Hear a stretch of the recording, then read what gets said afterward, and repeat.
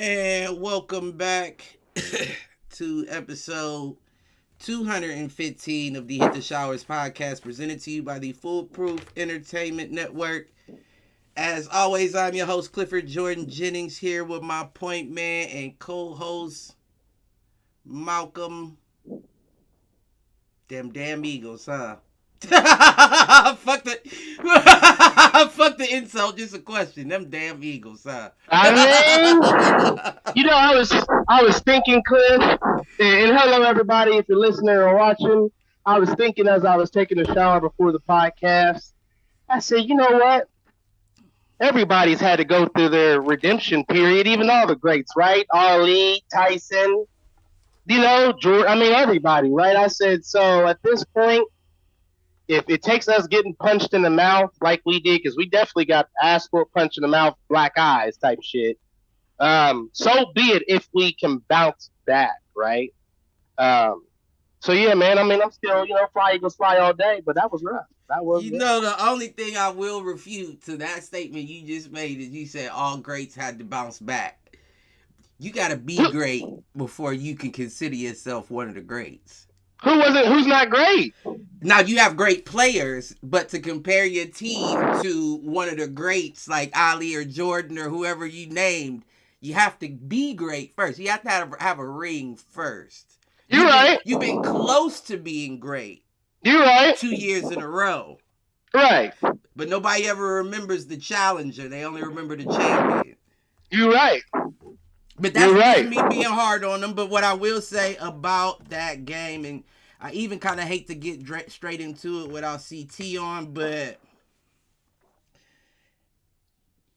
I hate to toot my own horn as well. It's the same thing I said before. Eagles' game plan going into every game is to outmatch you with talent. But you don't have a game plan. You know what I'm saying? Like, you don't have an actual game plan, an actual strategy week in and week out, depending on the team you're playing. You play every game the exact same way all the way through. And I think that comes down to like your coordinator's position. Right.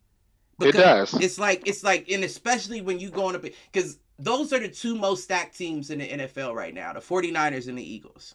Right. When you going up another team that you know positionally we can't just beat everybody out here. You know what I'm saying? Like, you can put their receivers against yours. Right. You got A.J. Brown, they got Deebo Samuels. You got Devontae Smith, they got Brandon Ayuk. They also got Jaquan Jennings. They got, like, they're just as deep as y'all are. He would throw in Jaquan Jennings. What's that, your distant cousin or some shit? You know. Shout out to Squad. Shout out to Squad. In case he find out they're related. I remember I mentioned your name on the episode. I'm just saying, like, who would your third be? Who would your third be? Gainwell? Well, I would say Dallas Goedert. No, he's not a wide receiver if he was healthy, but I mean, as far as options go. George Kittle. Yeah, but he's not. If I'm being honest, I'm taking Kittle over Goddard. No, I'm taking Kittle over Goddard. Maybe 2 years ago, but not the past, I'd say, season or so.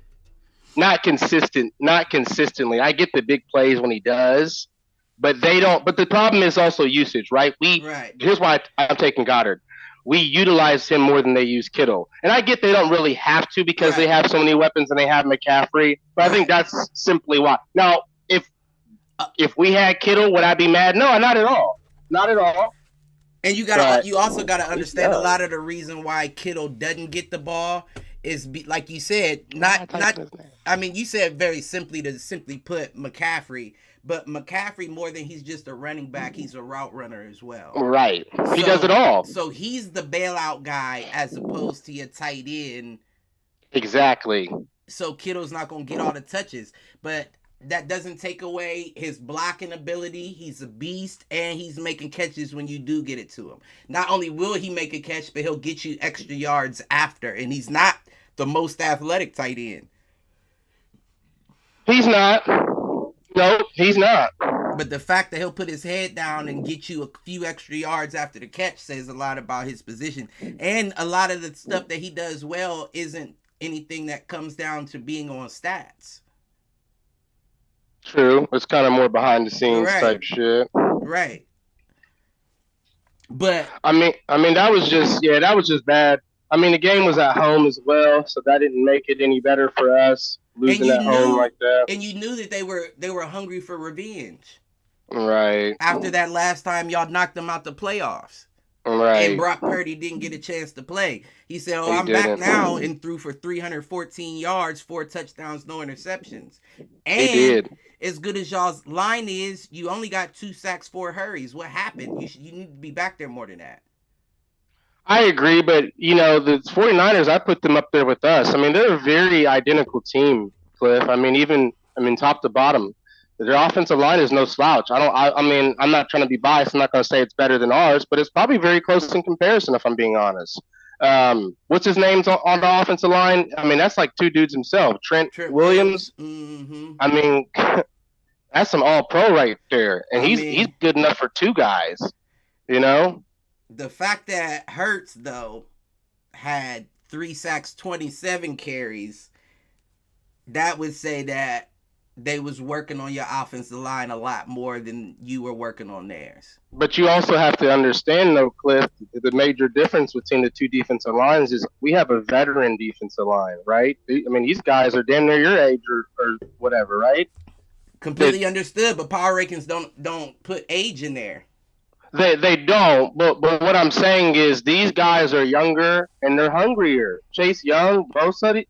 So then does it come down to you may possibly not having the best offensive line, especially since they traded for Chase Young? Well, you have to understand, one game doesn't define a whole season. It doesn't define a whole, No, not at all. But that they basically got to the quarterback 8 times more than the Eagles got to Brock Purdy. That says a lot. Yeah, but like I said, that's one game though. Now you come and talk to me. Let's just fast forward. Let's say everything plays out. We see them again in the NFC Championship. That happens again. I'm more than happy to say what you said and say, yeah, that's But again, I really do think it was a one-off situation. I do. I think it was a one-off situation. I don't think about it, Cliff. The day after the loss, what did my Eagles go out and do? Sign Shaq Leonard, one of the best middle linebackers in the entire league. Definitely did. So my whole point, it does help. Everything helps. We're gearing up. It doesn't overall, because overall, just like I said, it doesn't matter if you have that much talent on your squad. If you have no game plan and you're just going in there trying to match talent, you're always going to run up against somebody that's like, oh, there he goes. Right. You have to have a game plan. You can't just get all the best players. That's like basketball.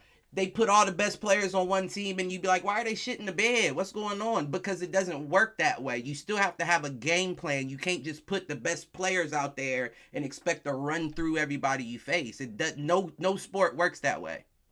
Right. And I agree.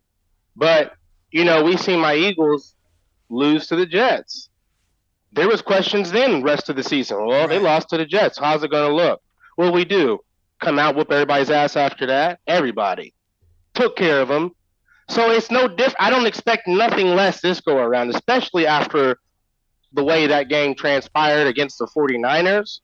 I'm expecting us to whoop ass. When we play Dallas this weekend, I'm expecting us to go out there fired up, ready to go. Rest of the season. But see, here's my concern with that, though. Because what does fired up mean? Fired up only means that the players on the team are going to be running a little faster, hitting a little harder, giving a little bit more effort. But again, if the game plan is not there, that could all be for naught. I think you see, but one thing I will give Philly is when we seem to lose, we seem to adjust in some way. Whatever way that looks like exactly. In particular, I don't know, but there's some sort of like comeback, like there's some sort of resiliency that you see. That's one thing I'll say about the Eagles. They're very resilient. They'll lose to motherfuckers they shouldn't lose to. Now, I'm not saying the Niners wasn't. See, the thing about the Niners is people figured because they were already here's the thing, the Eagles were already not the favorites going into the game, right? So my thing is, it's not like anybody's saying, well, we're shocked the Eagles lost. No, everybody's really just saying we're shocked that they lost the way that they did, in the fashion that they did. Right. I'm fine with that. Because here's the thing that I've been telling you and everybody else too. If we lose now, that's fine. Just don't do this shit once the playoffs come. Right. Get it out your system now. Let them feel good now. Because most likely they're going to probably see us again if things go as planned later on. And that's when it has to count. Now, if y'all shit the bed again, yeah, bro, I'm blaming the whole staff, everybody. I mean, it has to be the staff at the end of the day. And the only reason why they made them so big so big of favorites as far as the 49ers go with a worse record is because they've had a game plan that they've been implementing for the past 5 years. Right. Maybe even more than 5 since Garoppolo first started getting to the conference championship. And they've been working that same game plan is what I'm saying. So basically look at it like a dance team. You got a dance team that's been doing the same choreography for 5 years, and then you got a freestyle team in the Eagles who they don't have choreography, they just all got good dancers. Yeah, but even in the two, okay, to your example, look who's had the better success overall though between the two, right? Who makes it further? No one wins. Neither one have won the ring. I get that, but I'm saying if you're comparing the two and their success and them advancing, if you compare, like I said, over the past 5 years, it would be the 49ers. But here's the thing: over the past 2 years, the Eagles. But that's what I'm saying. Overall, 49ers. Well, that's what I'm saying, though. Our coach came in and immediately gave results. Still giving results, even with the loss. Right. Niners didn't do that. They had to build on that. They had to grab that. They had to get everything. They had to trade for McCaffrey. Now, I'm not saying we didn't sign and do stuff too, because we have for sure. But what I'm saying is we made it happen quicker and a faster pace. So it doesn't. So to your point, they've been doing this longer, so you should be doing what you're doing then, right? Compared to us, we've only been doing this with Sirianni for 2 years. We've only been dancing with him for 2 years. But he's and a lot of players haven't been there for that too. That's true, but we can say the same, right? James Bradbury. That's what I was talking about for your squad. A lot of players that's true too. Been there for the 2 years that Sirianni's been there. That's the thing. We're still gelling. Another thing is you're going for.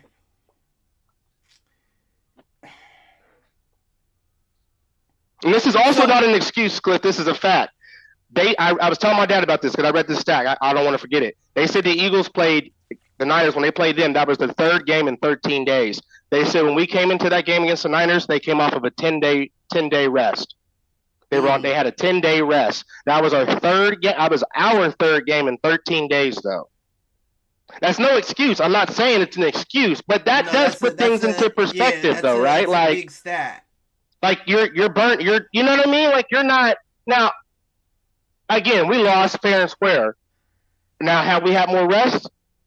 I don't know. I mean, that's just the name of the game. We don't know, But yeah, we lost. But that is interesting. Y'all had 10 days of rest. We played 3 games in 13 days. But yeah, go ahead. I mean, And Jalen's still hurt. He's been hurt, Cliff, for weeks. He's never going to be healthy the way he plays. He's never going to be healthy. He doesn't give the media or anybody anything to go off of. So like he tells them, we know he's hurt. We don't have to ask you to know he's hurt, nigga. You take hits yourself at least twice a game. That 49ers game, he didn't know whether he wanted to run out of the what's it called, or stay back, or stay back and throw, and he ended up crossing the line of scrimmage and took a helmet to his chin strap and laid down on his back because he's indecisive. He does that to himself, and he does it multiple times a game. So ain't nobody hearing that. You're always gonna be hurt, G. Until you learn how to switch your dynamic, you're always gonna be hurt. You're never not gonna be hurt. He needs that quarterback whisperer, Cliff. And last quarterback whisperer we had was Frank Reich. We got to bring him back as an offensive coordinator or something, bro. I'm telling you, man, after this season, we got to give him a job back. Because that year with Carson Wentz and Nick Foles, man, if you could do that with them, imagine what he could do with a Jalen Hurts. Now, I understand he had a Bryce Young and he had Wentz and Indianapolis, Frank Reich, that is, but that's in a different capacity, right? You were head coach in those situations. But if you could just focus as an offensive coordinator, which you've been known to be good at, that's what Jalen Hurts is missing. You can't have a young quarterback and have rookie coordinators and shit, and QB coaches and shit. You know, you can, but it's not a good mix. You know what I mean? Right. You need somebody that's going to be like. But you are correct. It does. It happens all the time. You know, but yeah, Hurts is very indecisive. I do question his decision making sometimes. And we got our ass whooped. People were even clowning. They said when they seen Deebo Samuel show up to the game with all black forces, they knew it was over. Well, you know, Deebo is the number one talking all that shit after that game. Stating he was talking before the game. If our quarterback doesn't go out, y'all don't win that game. Yeah, he was talking for a long time, and that's why. You know, I'm sure Deebo's a good dude, but as a player, fuck Deebo. You know, just because officially I feel like the Niners and the Eagles are rivals now at this point. Right. So, do I hope we see them again and punch him in the motherfucking mouth? Boy, I hope we light him up and fucking, man. I hope listen. I don't know. That motherfucker went off. That motherfucker went off. 4 receptions, 116 yards, 2 touchdowns. But you can't do it every time, though, Cliff. Can't do it every time. He scored on 50% of the passes to him. That's crazy. That's a crazy stat. You mean in that game, or you're saying in general? Not in general, not over the course of the season. In that game. See, that's what I'm saying. And caught 100% of the receptions that came his way. That's a crazy stat. But see, it is. But at the same time, you're doing that against the Eagles secondary, bruh. Secondary been struggling. Everybody been getting off on the Eagles besides Tyreek Hill. Matter of fact, I was shocked. That's the one nigga who should have got off and didn't get off against us. So that's expected. However, the D line that has to improve. That has to be better. But nah, I mean, there's no excuse. They man, Deebo did his thing. I don't think Deebo's like. Listen. Hot take. Deebo's not him. Don't let one game fool you. Bro, he's not even in top. He's not even a top 5 wide receiver. Right. I mean, but that tells you that right there. Look, you got 4 receptions. You only got 4 targets as Deebo Samuels. That's the average of 1 target a quarter. Right. But when you have a squad that's that stacked with Christian McCaffrey, George Kittle, Brandon Ayuk, Quan Jennings, you're not gonna get all those passes like A.J. Brown would. But the difference is you're not also going to put A.J. Brown in your backfield and have him rush for 1,000-yard season. That's true, too. He is him. They really should, though. They really could. I don't think he has it in him. Man, if A.J. would have run that. No, I can tell he doesn't have it in him because the only time he runs with passion is when he is, like, open running to the end zone. But if somebody's in front of him, he's looking for a way to fall down, to get to the ground. And that's all right. And Deebo get hit by the right nigga, man, and it's lights out for him. I'm telling you. Well, he's been there too. You know what I'm saying? He's been there for that running back position, and he's gotten knocked out of the game. We talked about the Seahawks game that I watched over your house last year in the playoffs, where the nigga actively tried to bend his leg that he had hurt the week prior. Motherfuckers know they try to work on you.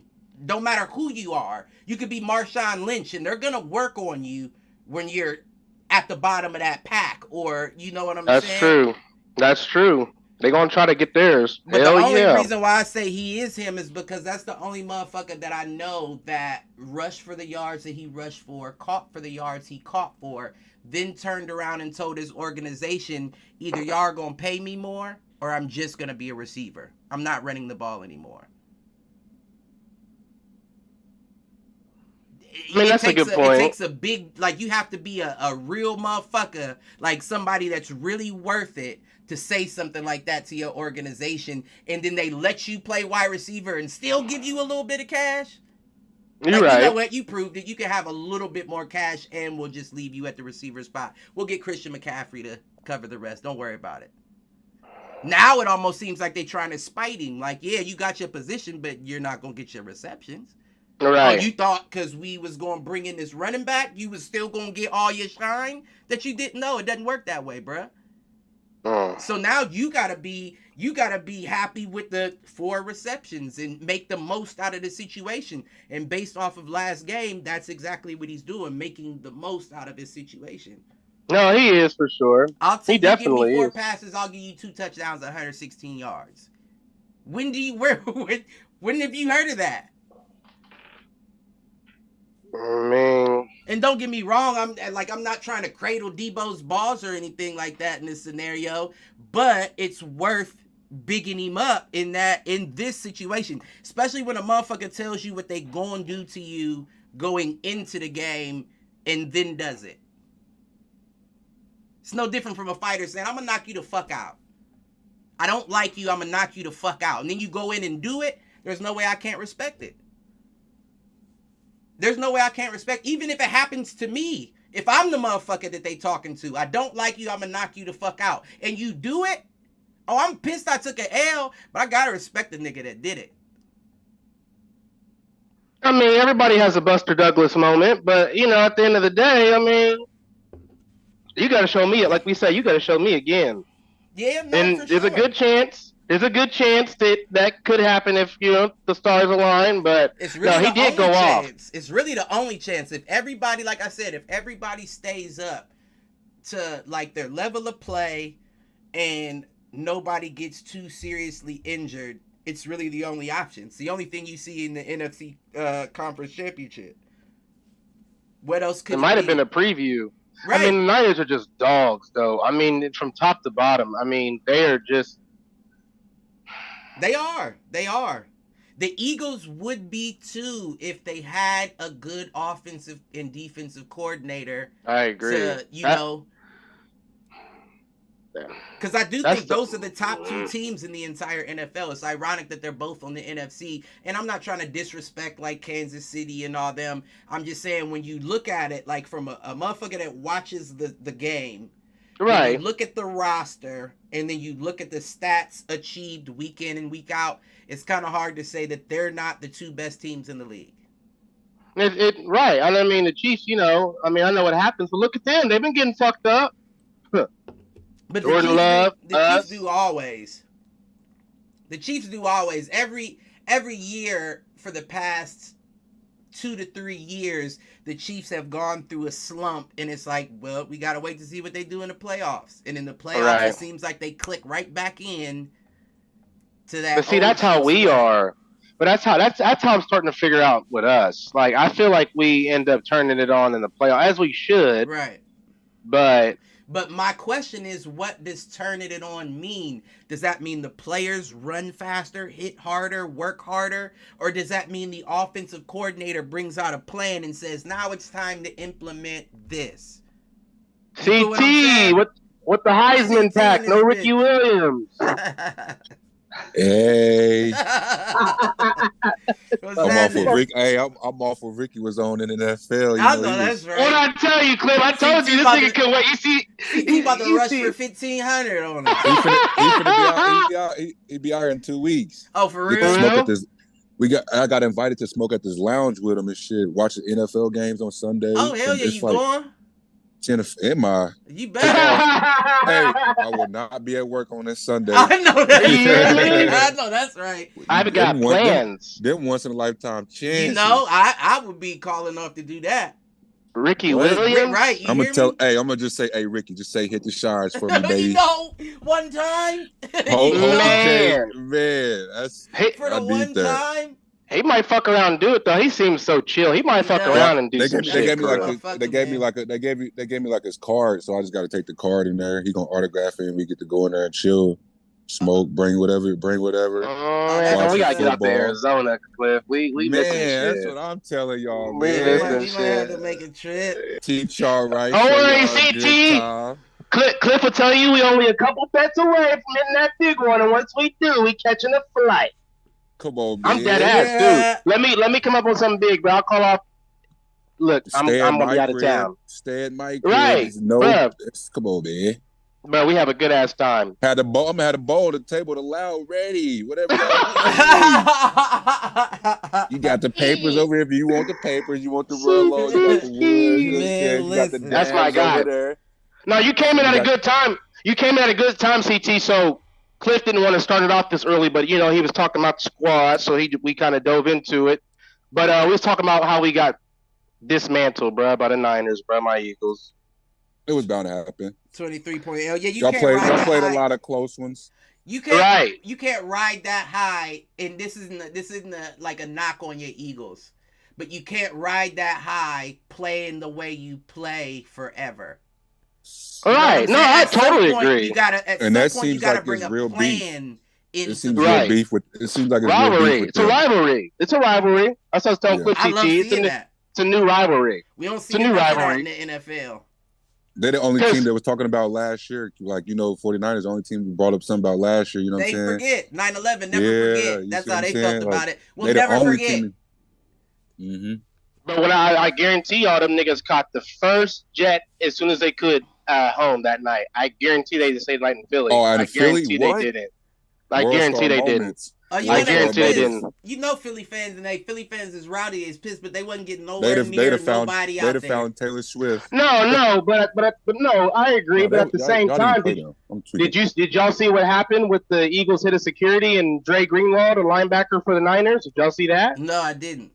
They got into a little Oh, tit I tat. saw on it. the sideline. Yeah, I on the saw a little sideline. That's what I'm saying. That environment was real hostile with that game with that situation going That's on. why I say it's real beef with them. It's real beef. Like CT said, I don't think fans are jumping on the field clip at the same time. Philly fans are ignorant anyway, though.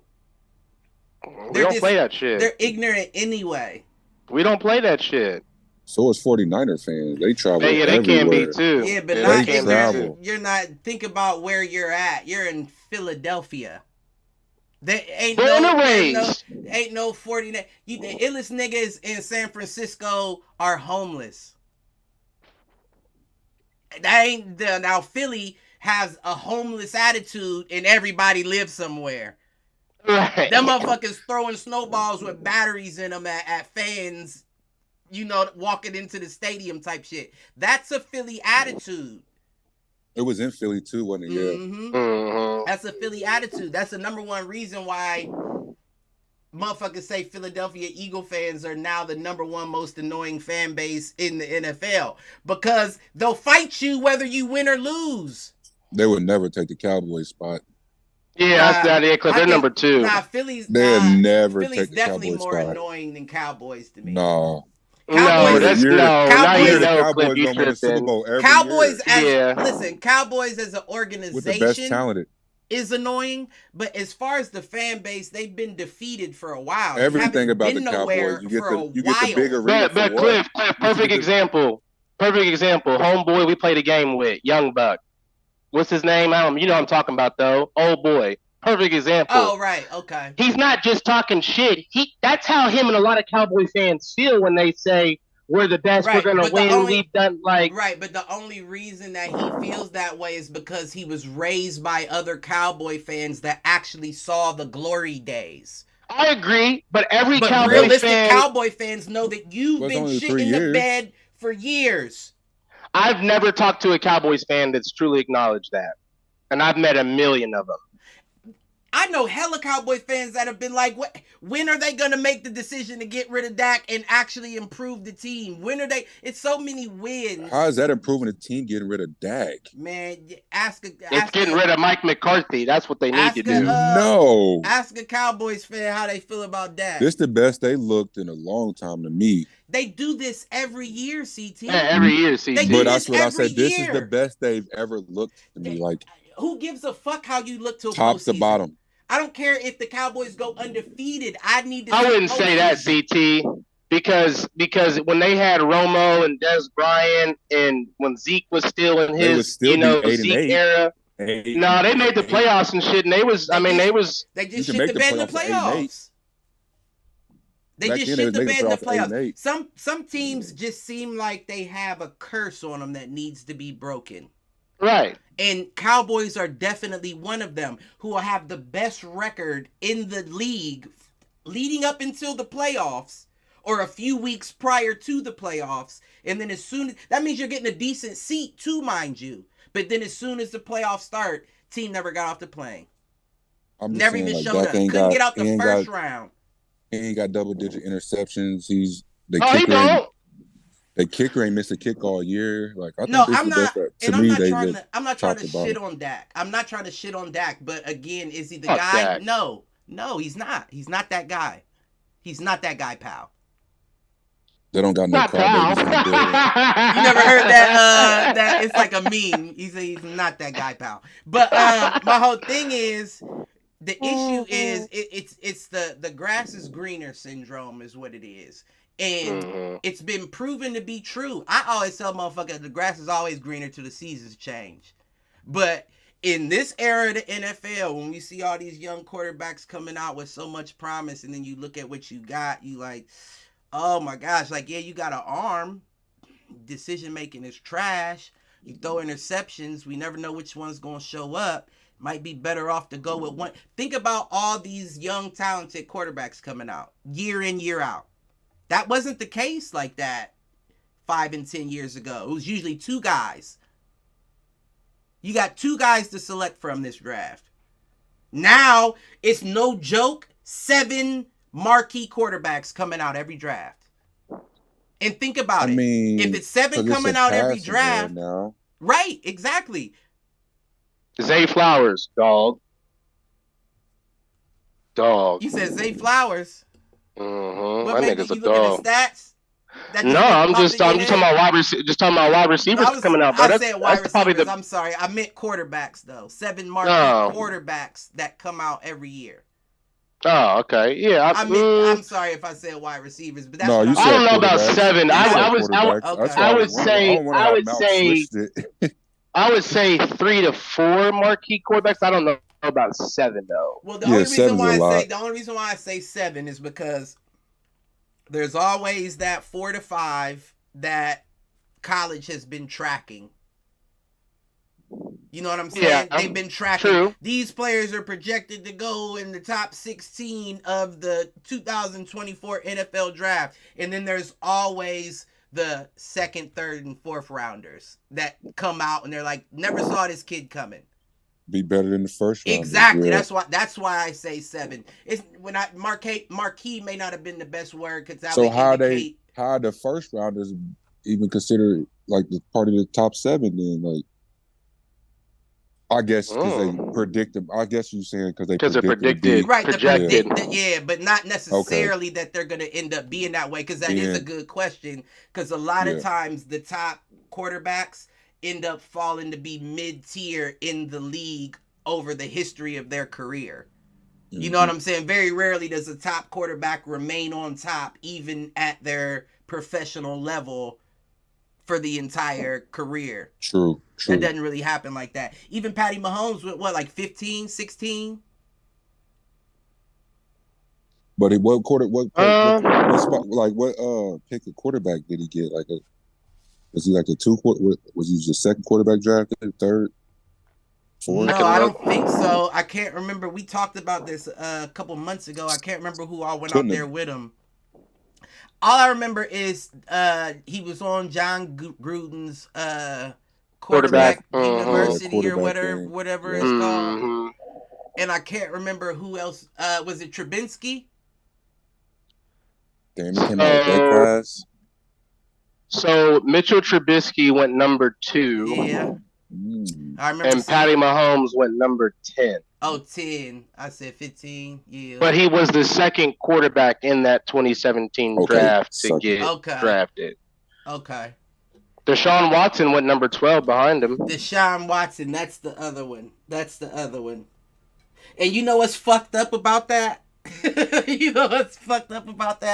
Is I honestly think that show played a role on those boys' draft positions. What you mean? So the show, have you seen the show before? Mm-hmm. Yeah, back when John Gruden was doing it. He would sit with him, and he would have like the TV sitting next to him, and he would like circle it. He go through the reads, the chalkboard. Yeah, like so. Listen, so the show was on, and at the time, Watson was projected ahead of Mahomes.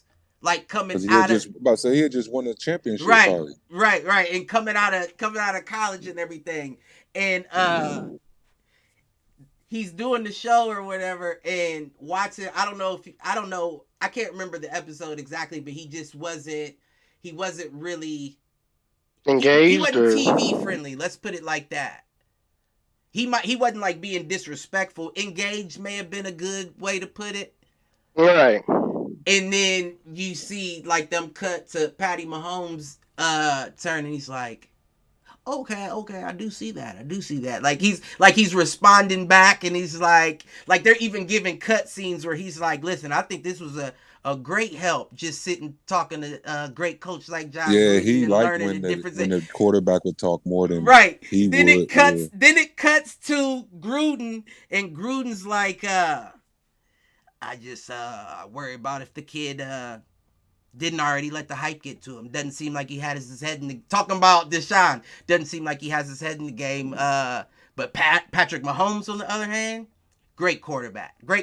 Receptive. Listens to what you got to say. Ask questions. It was a pleasure to work with him. And as soon as I saw that, I was like, oh, they're trying to do my nigga. They're trying to drop him is why they're... Like, maybe he's just not used to being on cameras on a one-on-one setting. He seems quiet. Yeah. Right. Maybe that was the case. But why did you have to do him like he wasn't involved like he should have been? And then Patty's just... I'm sure Patrick, even off camera, is more... media trained. And I want to know, like, where am I fucking up? What can I do to fix it? How do we get past it? You know what I'm saying? Mm-hmm. He strikes me as that kind of personality anyway, but when I saw that on TV, I was like, yeah, y'all are manipulating draft positions with shit like this.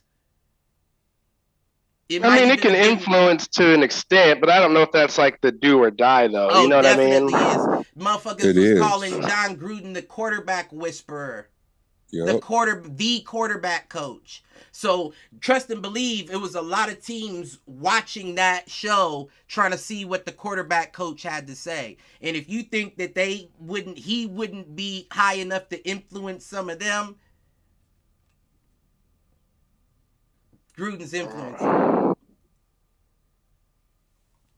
That's a fact, Jack. But I mean, that was just something I don't even know how we got here. Man, we was talking about we were talking about marquee quarterbacks and the Eagles. We went from the Eagles to the quarterback. How did we to the 49ers? Was there a connection anywhere? Quarterback, right? But run the tape back. You know, but that was what I will say. That is a 42-19 loss for 49ers to the Eagles. But again, you know, it happens sometimes. It definitely does. If I had more faith in Marcus Mariota, I would have pulled Hurts for that game anyway. Yeah. We already sitting at a nice spot. You know what I'm saying? We gotta give them a mystery of what you didn't see the Eagles with our full team. You know what I'm saying?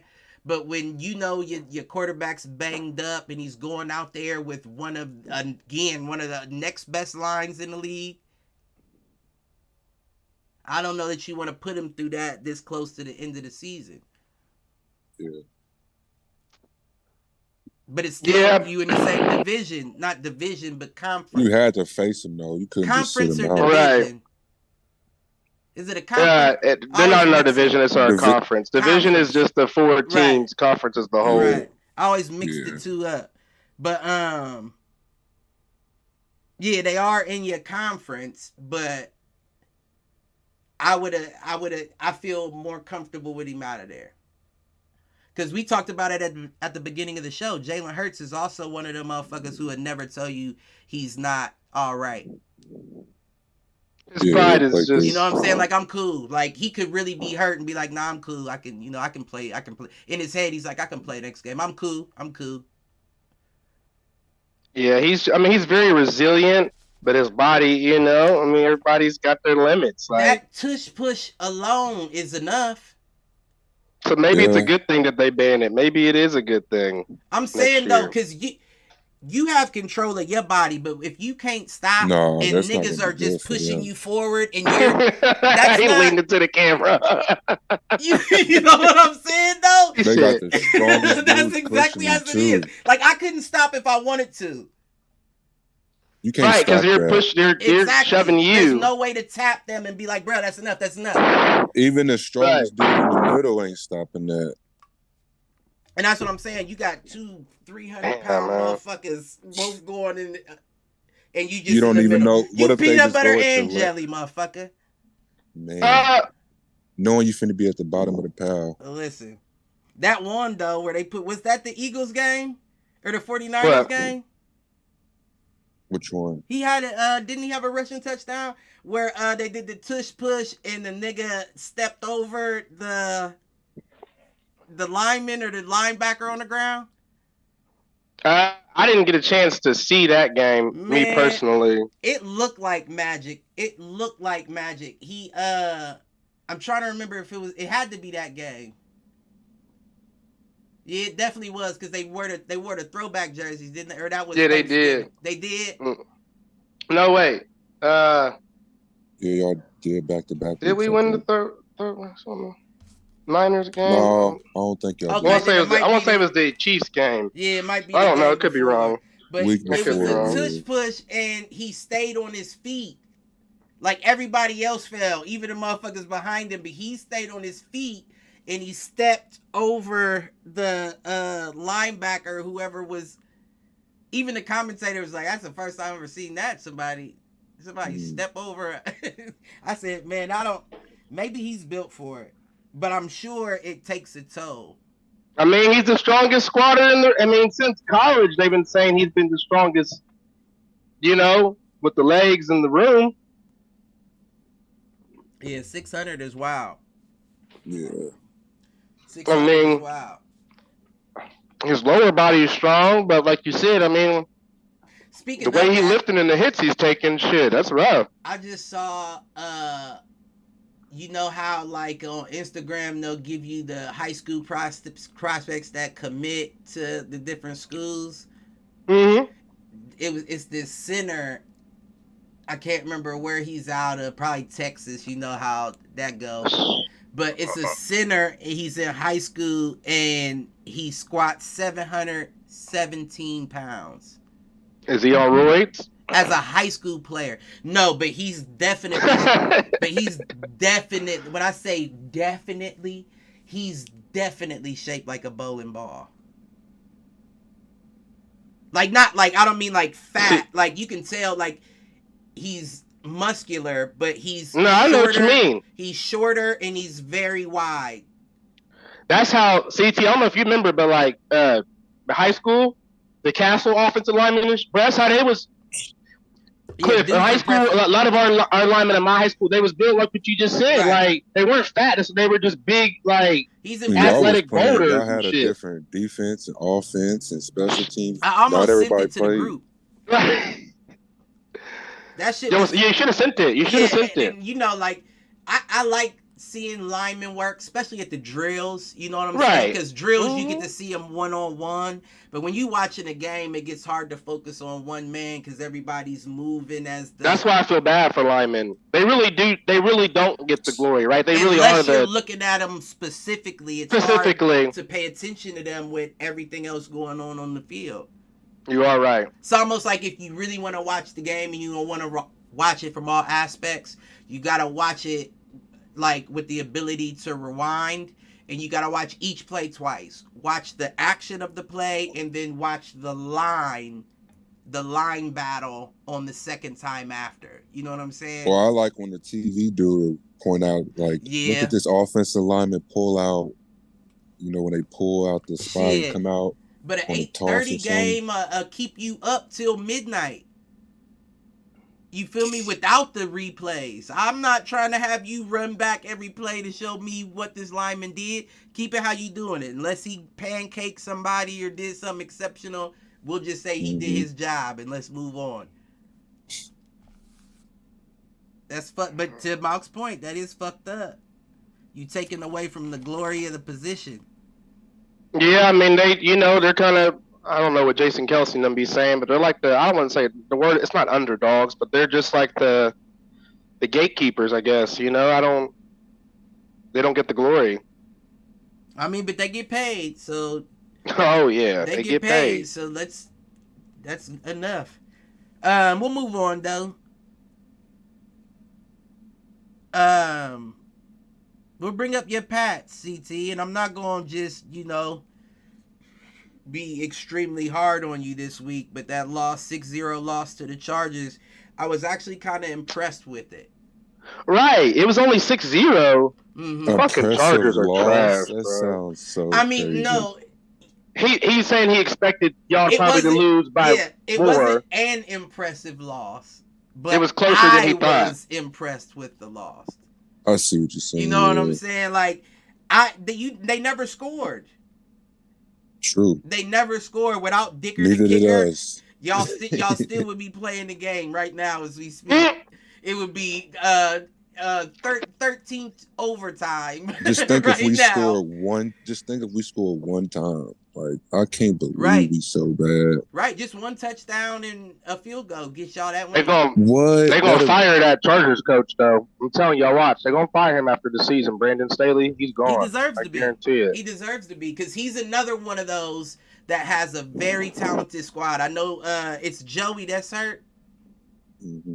Bosa? Yeah. Oh, so it's the Chargers brother that's hurt. Yeah, not the, Joey. Right, Niners. So I know that, he hasn't had everybody at all once, but he has a lot of nice motherfuckers on that squad, offense and defensively. True. So the fact that you 5-7 right now, 5-7 is the Chargers. That's crazy. It don't make sense. You it don't with make the Raiders sense right now. And fuck it. You have the better team. Way better. Yeah. It ain't even close.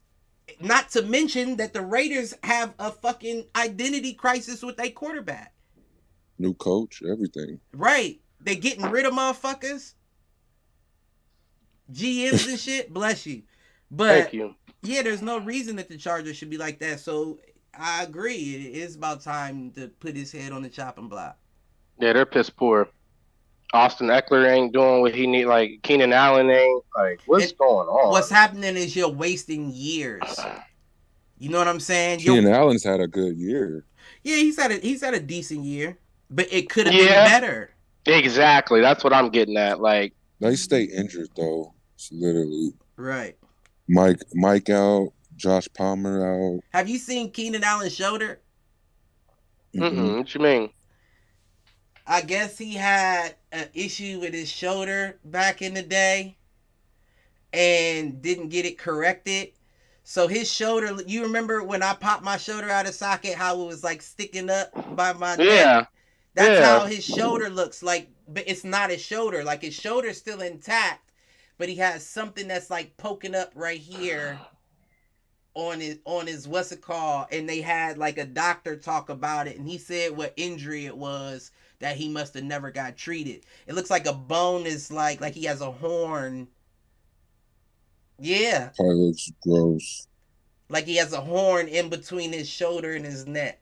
Why would he not get that corrected with all the money and shit he made? Playing, it would have had to. They said it would have had to have happened when he was younger. You know how many injuries I had that I never told nobody about? Yeah. I mean, you're right, but about this shit, I'll get over it. But his shit looks look it up. His shit looks crazy. Yeah, I'm about to look at that shit. Let me see something. If his shoulder wasn't there, like if his real shoulder wasn't there, I would have thought like your shoulder's out of place. That's how I look. Your shoulder's out of place right now, bruh. Like, I don't know if it was like a collarbone or something I don't know what it is, but that shit look crazy.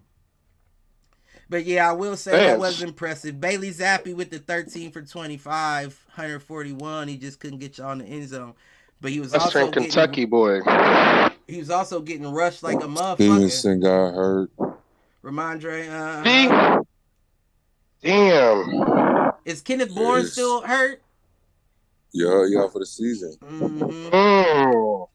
Judon out for the season. Wait a minute, y'all got Zeke. Fuck Ramondre Stevenson. Why don't y'all use Zeke? Zeke did all right in the game. Yeah, he didn't do bad. He banged up too. He questionable, so. Zeke actually looked pretty good. Well, Hunter Henry's trash. You see why the Chargers gave him up in his prime, didn't they? He ain't trash. Y'all ain't using him right. Yeah, they gave him to Cincinnati. No, to us. Cliff. Speaking of Chris Henry. Is that who I'm thinking of? Back in the day. No. RP. No, that's Cuz with the red hair. Did he pass away, CT? Mm-hmm. Oh, you got hold on. You said RIP. You said Chris Henry. Did he pass away? Hit. He got hit or something. Yeah, he did pass away in 2009. Yeah, RIP. Oh, no, that ain't who I'm thinking of. I said Cuz with the red hair. Red hair. Who you talking about? 2009, that's when it was, Mel? I just Googled it. Oh, my God. Tom flew. Long time ago now, huh? Damn, that's right, because, I mean, not to get off topic, but I remember Pac-Man Jones took his son. I remember Ocho Cinco and them did an honor because they was like, man, that was my young boy. Who? Chris Henry, the wide receiver back with Ocho Cinco and TJ Houshmandzadeh back in Cincinnati. Was he number 15? Yeah, sure was, CT. I'm telling you, yeah. Sure was. But no, Hunter Henry's not trash, CT. Y'all just don't use him right. Bro, I guarantee you put him on the average team and use him right, he'd probably be a top 10 tight end for sure. Man, no, he is not. He thought he was George Kittle. He is not him. Same with Mike Gesicki, whatever it is. He was nice in Miami. I wouldn't say nice, but yeah. I mean, if Q was still on here, Q would fucking tell you. Remember, Q used to talk about him all the time. And they said, let's get rid of him. Let's send him over there. We don't want him no more. Mike Gesicki. As our offense get better, they could have kept him. They said no. Yeah, I fuck with Gesicki. Right. He ain't no hoe, CT. Y'all just don't. I'm telling you, CT. Y'all just ain't using pieces right. It has to be. We be in most of these games too. That's why I'd be so mad. Well, because at the end of the day, you got a defensive-minded coach, so he's going to try to keep you. We held Tyreek probably to his season low. Tyreek? under 100. Yeah, I think we did too when we played against the Dolphins. Yeah, he been going off. He about to break 2,000 yards. They say here real soon. About to break a record, I guess. He called it before the season too. He did say he was going to hit 2,000. No receivers ever done it. That shit is wild for as little as he is. What? That shit's wild. Motherfuckers ain't fucking with him. And he changed teams. He went from fucking Patty Mahomes to Tua. Mm-hmm. Man. Apparently he made the right call. That's what I'm wondering. He knew something we ain't know. You hear me? Back at the crib, he chilling. Oh, he's from out there? Yep. But they said statistically, Patriots lost 5 straight. First time that's happened since 1995. Yep. That's crazy. 5 straight.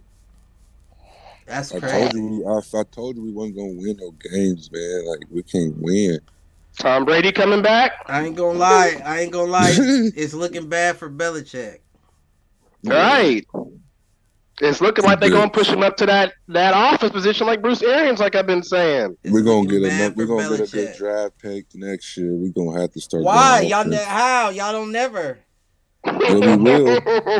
Y'all don't never. We will. That's the issue. Y'all don't never get nobody. Hey, I've been tagging him on Twitter every day. We need offensive. We ain't talking about motherfucking the documentary, nigga. What was the nigga's name? And which documentary? What documentary? Tight end for New England. Gronkowski, Aaron Hernandez. Who are you talking about? Hernandez. Oh yeah, that nigga, Aaron Hernandez. Man, he was demon, huh? Literally. They always had some good. Y'all have always had some good tight ends though in New England, for real. We brought in Benjamin Watson. He was nice. So that may be foreshadowing. Then you talking about you don't like Hunter Henry, and you know that's the focal point of the New England. But when you offense. got time, you can bring in weapons. That's like LeBron. You can bring in whoever when you got time. Right. That's why I said that a couple of shows ago, y'all are spoiled. Yeah. Time only comes around once a generation. You ain't never gonna get another time on your squad, and Mac's not the worst. It's just. Well, a lot of teams don't get a time, so hey. That's what I'm saying. That's Y'all true. get one a generation. Y'all just got lucky to have him for what? 18 years? I kind of knew we was gonna be like this when he left, though, because man, it's hard. It's hard. He was winning us games, man. So many clutch games. Like, he'd have won this game. 6-0. What? Like, yeah, he would have won that. Mac, it wasn't even about big shoes to fill. Mac hopped into a boot and got lost. I mean, his first year, like we said, was all right, though. You know, his first year. Did they have McDaniels that first year he was there? Or was he already a Raider? He was there with us. See? Yeah. Once again. That's that goes back to my points about the offensive coordinators and these young quarterbacks and grooming. You need a Josh McDaniels to be paired up with a Mac Jones at an offensive coordinator. You need that type of shit. We can't trade away like Jacoby Myers. Yeah, that was dumb. That was dumb. Yeah, come on. That would have been your wide receiver one easy, and he would have got off. He would have got off. Made it easier for the number 2 Boyner. You know what I'm saying? Like, it would have made it. He would have got off. Oh no, man! That's what I'm saying. We got Devontae. Well, I don't know. He is not it. No, because the Raiders use him similarly. He's a target over there. No, he's definitely a target. A lot of times he gets hit more than Devontae and he got Devontae. Yeah, like. But that's also because of routes. Devontae is running deeper routes. Myers is running the slants, Myers is the equivalent to the Devontae Smith on Philly. So, of course, he's going to get hit a little bit more because he's running quicker routes. Man, some games, this dude was targeted like 12, 11 times. Right. And he seemed to always be the one open in the end zone. Whenever we inside the 20... I know the Patriots watching that, like, oh my God. Listen, I'm telling my showerheads, you too, Malk, whenever we inside the 20, see if you can throw a quick anytime score on Jacoby Myers, because that's who it's going to. If you see the Raiders inside the 20, it's going to Jacoby Myers. He's already open, though. But you know the Raiders are known for that. It was 3rd and Renfro for years. Not 3rd and Renfro. That was a saying. He's the smallest of the small. And he isn't fast either. But he runs routes like a motherfucker. Yeah. So they're used to throwing it to undersized people. That's why they didn't know what to do when they got a Waller. And then when Waller was going off, he kept getting injured. He's injured. Goddamn Waller. That motherfucker. Injured now. Is he? Mm-hmm. What? Been injured. That's sad. His wife winning championships, and he probably ain't gonna ever win shit. But it don't matter. It don't matter though. He's done enough. What's enough? What's enough? Enough for what? Enough what? To be in the Hall of Fame? He has not done enough. I'm not talking about being in the Hall of Fame. I'm just saying, considering where he came from. Where'd he come from? You know, fucking up on drugs and shit, having to go to rehab, looked like it getting too. shit back right. Max Crosby. Getting up to the practice squad and then working your way onto a starting lineup to be a marquee tight end to get paid what you got paid. You've done enough. It's a lot of niggas that have had better. It's a lot of niggas that have better backstories that never got a ring. So before we talk about Waller getting one, let's talk about all these other motherfuckers that never got one. Oh, we do, and no one gets a pass. Nobody gets a pass. You know what I'm saying? All I'm saying is everybody doesn't get to be champion, but if you can reverse your life, at least play. If you can, even if you don't play, you're doing enough because you're still getting paid. You wasn't getting paid when you was stuck in that rehab, sleeping on a twin size bed. We get all that. You going into some deep stuff, but I'm just saying, is that not enough? Malk, shit, Cliff took it. Is that not enough though? Talking about he doing nothing. Cliff tried to pull up the heartstrings one time. No, I'm just saying that's a complete turnaround. That's a complete 180. Your life. I mean, you know, alcoholic and stuff. But niggas do that every day though, too, though, Cliff. He ain't the first. Listen, there was a nigga that told. But think about it. But think about it. Think about the percentage it is that motherfuckers become clean. I guarantee you it's below 10%. Then think about the percentages of a motherfucker that make it to the NFL below 1%. So you had 2 fights that were damn near impossible that you became the top 10 and the top 1%. And now you're getting paid millions of dollars to sit on a sideline and limp around. That ain't my nigga, you've made it. He ain't a Hall of Famer. Go ahead. No, he's not a Hall of Famer, but motherfuckers like that never tend to be. I'm sure he does. Even Max Crosby, who has a similar background, because they used to say we were each other's crutch in that situation. He's trying to be a Hall of Famer. Right. But he was also top tier coming out. That nigga wasn't no practice squad defensive end. Not one time was he practice squad caliber. He was always starting defensive end caliber. That's the difference. But he was weak at first. He wasn't what he was now, but even coming out as a rookie, he still had eyes on him. He wasn't setting records, but he had motherfuckers was like, who is this white boy in Oakland? I think he said he take that shit way serious now. He said when he first came in, he said that. Yeah, he said that. Yeah. But even that year, he was more than, you know what I'm saying? Yeah. Like, he would have been leveled statistically as a top 10 defensive end in his rookie year. Regardless of what demons you was fighting, you always had the talent. And I'm not saying Waller didn't, but... I say Waller do too. He's what, 6'7", But Waller's talent wasn't recognized. And a lot of that is it probably comes down, this is just my... conjecture. Yeah. But a lot of times it reminds me of like when you got a nigga that's hella tall but wants to play point guard. Like, nigga, just do what you do. You're the biggest motherfucker here. Get a rebound. Bang in the paint for us. We don't have nobody else to do it. Threes, the biggest dude. And Waller was always the guy who was like, nigga, you know how fast I am? I don't care if I'm 6'6", I'm a wide receiver. You know what I'm saying? I'm a nah, nigga, we need you to block. We need you to do more than just run routes. He like Jimmy Graham to me. That's the vibe I get. You said Jimmy Graham? Jimmy Grammer? I mean, it's a lot of, I won't say a lot. Jimmy was cold in his prime when he was with. He was on the Saints or the Seahawks? The Saints.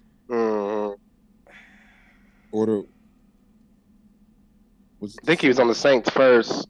Or was it the Packers? He played for the Packers too. He played for a couple teams. That nigga been bounced around. I wonder where he at now. I don't think nowhere, honestly. I think he caught a touchdown this year. You kind of got me stuck with that. Explain to me the comparison. Just like how they at the peak, like at their peak, they kind of look like the same.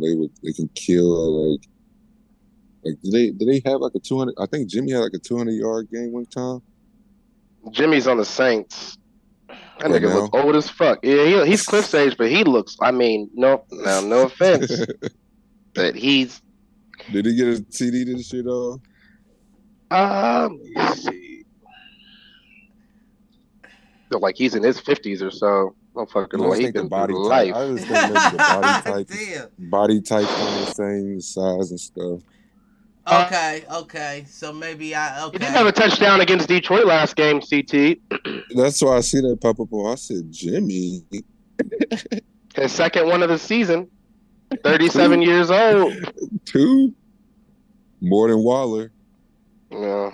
Let me see his stats. Let me pull him up. Don't hate on my nigga though. Hey, Jimmy doing better than Waller. Still. That's crazy. Waller's my age and Graham's your age, Cliff. And to CT's point. Right. I'm telling you. Same way it would be.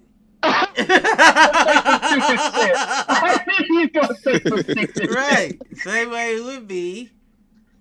So that's a 1986 thing. You know, if you subbed us in for them, it'll probably be the same. No, I'll be on my Deebo Samuel, Cliff. You would be on your Deebo. Black Forces. I mentioned that too, CT. I said that's when I knew when people said he had Black Forces. Business. I'm mad Black Forces cleats. I'm mad that motherfuckers demonized my Black Forces. That's always been a thing with Black Forces. I used to have some as a kid. Like those were the only forces I bought. Because white too dirt. Right. He had a picture of SpongeBob in the forces. Right. That Black was for Forces. Specific occasions, and I only wore them a few times. Yeah, I'm not getting them. Only wear white. You putting them back in the box. I got white Air Maxes right now. I've had for 3 years. You wouldn't tell. I don't wear them, but once a year. I'm not a white shoe guy. Yeah, it's too. Cliff, you remember? I'll throw myself under the bus. You remember? It's probably about 10 years ago now, huh? That party we went to with Steve out. I remember that. What about and dude stepped on my shoes. Oh yeah. And I think I gave him a little shove, and he was like, "Knock your hand." You gave more than a shove. I was in Cancun and I clubbed in the white Air Forces and I just left them in the club that night. Left them. Because I'm not going to wear them no more. Yeah, He said, I'm done. Yeah, you can't wear them too much. They had red on them and stuff. I was like, I said, yeah, it's over with. These can stay here. And if you was really smart.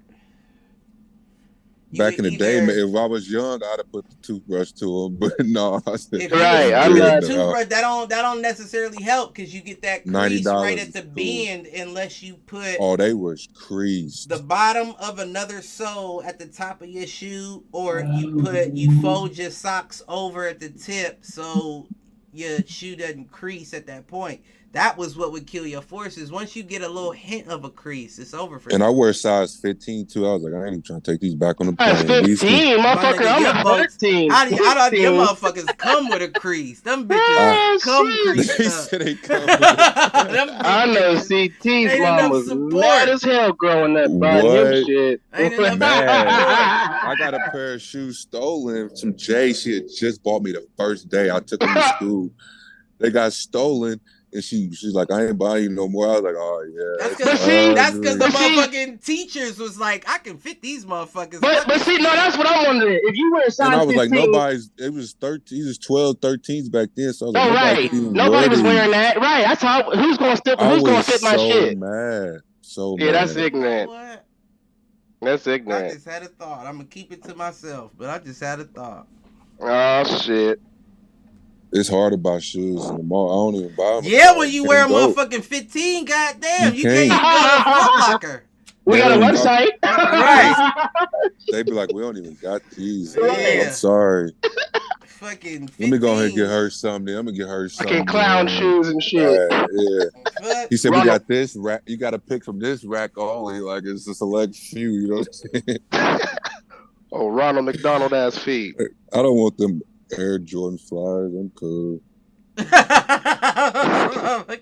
cool. Niggas only got Air Maxes in your size. The New Balance 700s. I'm cool. That's crazy. Shit. But back to it. The Dolphins Commanders game. I mean that went similar to my expectations. Woo. Oh yeah. Cliff, who won the pick-up? Yeah. I won the pick-ems. That's bullshit. I got every single game correct. Really? Yeah. And you should have. You was second. The only game you lost was the Eagles. That's what I'm saying. You got to take this shit and put on the right. You got to take this shit and put it on the money line. We gonna talk about some shit this evening. You got to. We gonna talk about some shit this evening. We only got 2 more games to go anyway. Let's put some stuff in the group message. Right. You said what? Put the shit there. In the group messages. I do. We do every day. Okay.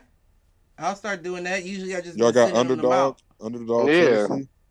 No, I don't. I don't know nothing about FanDuel. That. Yeah, I do FanDuel. Man, Underdog. Y'all don't got that available? Yeah, I got that too. Yeah. Okay. What's Underdog hitting for? What's that about? Right. What's that? It's just it lets you pick up to like 5, but you can pick 2, like 3, 4, and you can just put 5. Like 5 will get you 100, 10 will get you 200, 3 will get you. I mean, you know what I'm saying? 15 will get you. So there's no odds. And you can put you can put insurance on it. So if like 4 out of 5 hit, you can still win money. Oh, it's cool. I like that because on FanDuel I'll be overdoing That's it like sometimes. Prize like, Picks.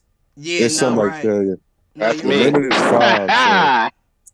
Live or die, do or die. It's the big play. Easy. Like they let you bet like fantasy points where like fantasy points is where you can do like they do steals, blocks and stuff, but they -1 when they do turnovers. So, but points is like +3, so it'd be so easy to hit, bro. You see if I posted a lot on my stuff if y'all see.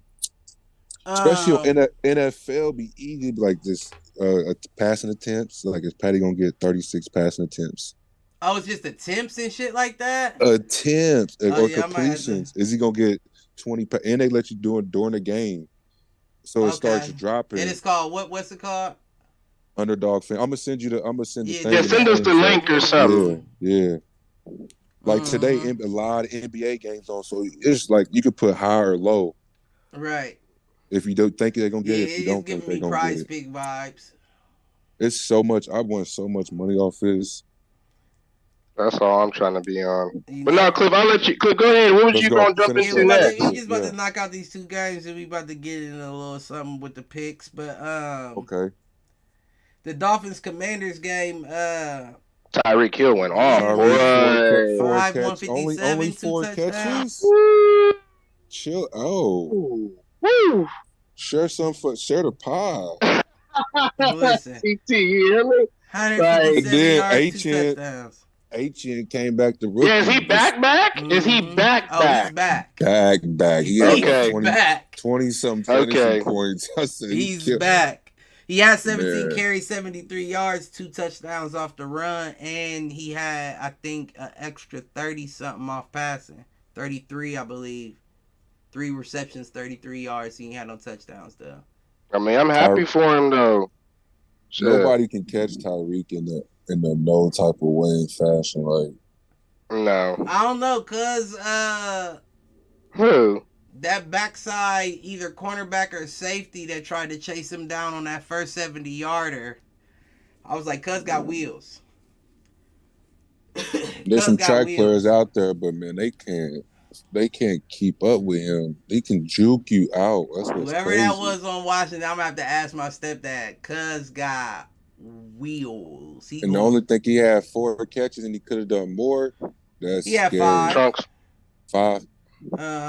5 receptions, 7 targets. I think he had 3 in the first half. So you said somebody had wheels on the. Let me see. Their secondary, like the safety or something. It was either the backside safety or the backside cornerback that. Let me see. Like hawked him down on that play. Like if he had 20 more yards, they didn't even play the fourth quarter. Who?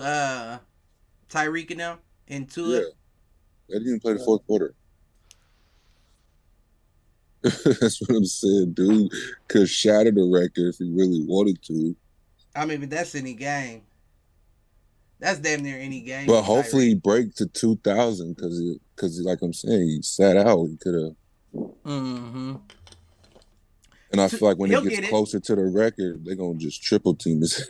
Nah, he'll get it. That's the only way you stop him, damn near. They still got 5 more games. They're gonna let Waddle go for 200 before they let him. Yeah, for sure. You know what I'm saying? Can't stop them both. Somebody's open. Let Waddle go for 200 before you let him break the record on you. Yeah. Tua set Waddle up that game too. He almost got him killed. If it was like 90s, early 2000s football, Waddle wouldn't have been in that game anymore. Yeah, them hits, boy. Me and Pops was talking about that shit the other day. Some hits we all seen growing up. He threw a perfect dude. Put his helmet into my nigga's chest plate. Like he threw it. It was bad for Waddle. It was a lot of hits this week, man. Yeah, but Tua got to be better than that. You got targets on your hands. Leaving niggas out to dry. Yeah, you can't do that. I thought the Commanders would be better than that. I think Terry didn't even have a catch. Terry McLaurin? Who didn't? McLaren? Is it McLaurin? Whatever his name is. McLaurin, yeah. Yeah, he's not. I don't know why I don't get him the ball. They don't use him the right way too. Nah, I figured they'd get blown out. I had Dolphins 23. I just didn't know it'd be a 30-point game. 30 ball. Yeah, 45-15. Sam Howell threw 12 for 23, 127 yards, 0 touchdowns, 1 interception. And he got sacked 3 times. Yeah, he did. And that bitch was mean for like 19 yards. That bitch, that was a mean touchdown. I didn't know he had that in him. He worked for that bitch. I said, he did. That motherfucker was nice. I ain't gonna lie. I see why Washington likes Sam Howell. Yeah, I seen in a couple weeks he ran the ball. I said, he can run the ball a little bit. I like it. Yeah, I haven't paid attention too much, but he must be all right. I've heard, I was talking shit too early, and my stepdad was like, nah, man, that's the guy. He can sling it, man. Right, and I watched a few games. He's their guy, but he's not the guy. You know? He may be a guy for sure. Hey, Magic gonna get him. He may end up being a guy in the league for sure. It is crazy how Magic, Magic billionaire Magic owns that fucking team. Right. Don't know shit about football. I mean, I wouldn't say don't know shit. No, I don't want to say don't know shit because that's rude. Because that's rude, right? But you know, he goes in there like, listen, I just own the motherfucker. Y'all got to make the decision. A lot of games just in the box. He better be. Why not?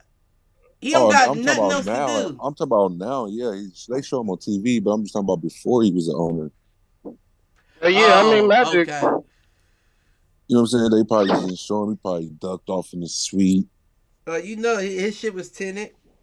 Yeah, but watching the game and knowing the game, I mean, let's be honest. A lot of these owners probably don't know the game to keep it 1,000. Yeah, at all. Just putting their money where, you know what I'm saying? But I will say, respect to Jerry Jones, he did play football in college. Just to throw that out there. 99.9% of the owners don't know the game. Don't know shit. They may know the business, but business part, they don't know the game. Now, I do agree with you with Jerry because that may be why he always decides to be so hands-on with his team. And that's what I was just about to say. Let your GMs and you hired them for that reason. Let them do that. How can you know the game, but you fuck it up so much? Because you want to be involved. It's the same with LeBron. He's great on the court. CT. Don't look. No, you already know you about to. And I'll tell you too. I said it today. Hold on, CT. Let Cliff get his point out. He's gonna say some shit to you. I won't say first because I remember making an argument back on Do Fools Agree. Cliff shocked me with this earlier. CT in the world. Go ahead, Cliff. LeBron is the GOAT, hands down. Breaking news. Done with, over with. No. I agree. CT. CT just popped up on my phone. Amber alert. Oh, man, he's stupid. Look, hands down, he's the GOAT. CT, you know I'm Kobe till I see Jesus. But nah, he's the GOAT. That post I tagged you in, CT, and you said what you said. Bro, I can't disagree with y'all. I can't. What y'all want me to say? What y'all want me to say? This guy looks like he's like a 23-year-old. I know this is football, and I forgot how we even got to this point. But I know how we got to it now. But anyways, how? Remind me. we were talking about Jerry Jones doing too much and knowing the game, and you said but LeBron. Go ahead with your thought, similar. All I was going to say is, but quick shout out to LeBron because he's the GOAT. You got it. You got it, my G. You got it, bro. As far you as got it. As far as it's just about individual accolades. I don't care about the rings because you don't get the rings playing 1-on-5. You have to have 4 players with you. Look at that Cleveland squad he had when he first came into the league. Like awful. What? And he rocked it out. Eric Snow. Yeah, he rocked it out for like 8 years. Right. The picture of him going back to Cleveland and all them Raptors in the arena. He was shooting a free throw. Yeah. He said he's a part of all those banners. That's crazy to think about. He is. Oh, look, he go to Miami. Banner. Go ahead, Cliff. But yeah, I don't want to go too far. The only reason why I compared the two is when you're that good at what you do, you assume that you're good at something else as well. You feel what I'm saying? And his issue is he gets overly involved in the management's decision of who to bring in. No, LeBron, you've proved a few times you don't know how to bring in talent. No. You know one player you want to play with. No. 10 straight finals? Yeah, but you could do that. You proved you could do that without the niggas that we bring in. So I'm not hearing that. Because that's who you put on the team. You can pick one player that you would like for us to bring here. We will not dismantle a team for you. That's the issue that nobody told him. I'm the one that got to go out there and play with these guys. Don't matter. You. Do you want to play here or not? Because that means you're playing under the organization as a whole. You're not the organization. You are a player. Regardless of how good you are. What Harden say? I am the system. Yeah, and where's Harden guy? Yeah, right. What happened after that CT? Right. So what I'm saying is what I'm saying is you can be good at the game, just like Jerry Jones is good at the business. But that doesn't mean that you get to cross lines and be something that you're not yet. You have to retire to be a GM. You have to retire and start looking at the game from a different perspective to be a GM. Now, we even seen it in Cleveland when he brought Dwayne Wade there. You just wanted to play with Wade, but was that a good fit? No, it was not. Even Wade said, I didn't like it. I had to go back. It was championship caliber, though. So, no, definitely a good player to want to choose, but all things don't fit into all spaces. And you being a player are only looking at it from a player's point of view. Who would I like to play with? My brother, of course. Because Miami tried doing ugly, but yeah, that's another story. But it's the same with Jerry. Jerry may be great at the business, but when you try to involve yourself on the on-field shit, you're not an on-field guy, Jerry. Go up there in the skybox where you pop champagne and root for the game. And let the motherfuckers you hired do the job you hired them to do. Well, I think Bron's a good GM, a good player. I think he will be once he knows I'm off the court. You see how he traded the team last year and got who he wanted. But the issue with being a player GM is that I'll cover that. Yeah, this player may not be the best, but I'll cover that. But sometimes you can't cover that. But when you're 39 years old, it's hard to cover that. Exactly. That's what I'm saying. That's what I'm getting at. So let them do this shit. But he's still covering that. That's the thing. That's why he's the greatest. He's covering it all. He's covering it in spurts, but we've never seen it before. 5 steals. Flying around like it was playoff Bron. Yeah, we never seen it before. I'll give him that. Vegas bound, baby. He finna go get him an in-season team. You know what I'm saying? First one ever to get one. Though. That's another thing. Yeah. So LeBron and AD, you work them to death to the point that they damn near empty by the time the postseason comes. What do y'all then do? They're not empty. We got to win these games anyways. This is regular season. No. Cliff is saying long term. Yeah. He's saying burnout. Injury. Right. Burnout causing injury. You know, what's the burnout? He's going to take burnout. I have to be honest. This is what I will say. LeBron gets more groin injuries now in his career than he used to. You know what I'm saying? Like when he does be out, it usually be for like a groin or ankle. His groin or his ankle. His groin or his ankle. Stepping on ankles. Listen, stepping on people's foot. I see multiple shits on Instagram talking about they calling LeBron LeBrender. talking about always bet on LeBron with the under, unless it's a specific and it's been hitting too. It has been hitting. I've been checking. It's been hitting because they usually put LeBron at 21.5. Just the last game he hit what 20. Last night. No, not 30. Not the last game before that he hit 20. Yeah. The game before that was a low one.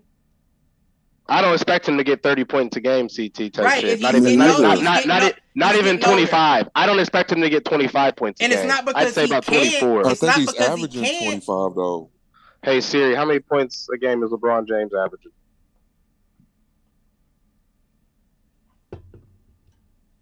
$24.7. I said 24.5. So 25. Come on. So 25. Come on, man. That's 25. You're 21. No, it's no, that's not. Yeah, it's impressive, exactly. But you're not gonna get that 24-point game every night out. Some nights you're gonna get 19. Some nights you're gonna get 30. Looks like he's getting the majority of them nights. Not if they calling you LeBrunder. No. No, that's a fact. That shit is funny. And when I heard it, I kind of got disrespected. Like, that sounds kind of disrespectful. But when the dude explained it, like, nah, you just bet on him on the under. He's 39 years old. He's not going to be able to play up to what they're expecting him to get. That's when he kill you every time. Yeah, you're not going to win every bet all the time, but he got to score. He low-key got to score 25 and then to win most times.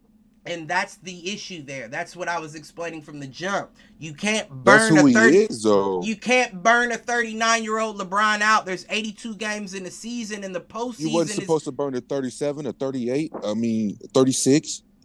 What do you mean? Listen, the postseason. He has no burnout. Man. The postseason is an extra 28 games if everyone goes. And he's smarter this time around. He know what he did wrong last year.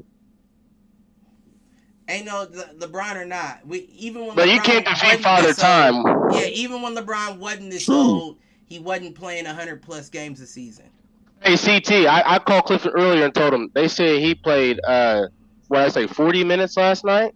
Right, that's ridiculous. He got the most minutes in NBA history. He just passed. Yeah, you are. I'm not doubting. You don't need to keep doing it. At some point, your team needs to step up and let you chill out because we need you long term. He can't afford to play 40 minutes a game, is what we're saying, CT. We don't win without LeBron James playing. So if you're not available, KD. He's trying to win. He's not trying to lose. But do you think he can average playing 40 minutes a game type shit is what we're saying? Because that's the kind of LeBron we would need, but we can't do that. Yeah, that's a lot. Expect him to be healthy at his age, at his size. He looks healthy to me. I mean, he looks healthy, but like again, you can't defeat Father Time. And the fact is, he might look healthy, but the motherfucker's what, 30, going on 38, 39? Father Time for so long. We ain't even at the All-Star break yet. We ain't even at the All-Star break yet. We're not saying it's not impressive. We're not taking away the stats or the accolades, CT. That's why he's the GOAT. We're talking he's the GOAT. We're just questioning from a Lakers standpoint. Exactly. From a Lakers, not a LeBron, a Lakers standpoint, you don't get anywhere near a ring running him the way you're running him currently.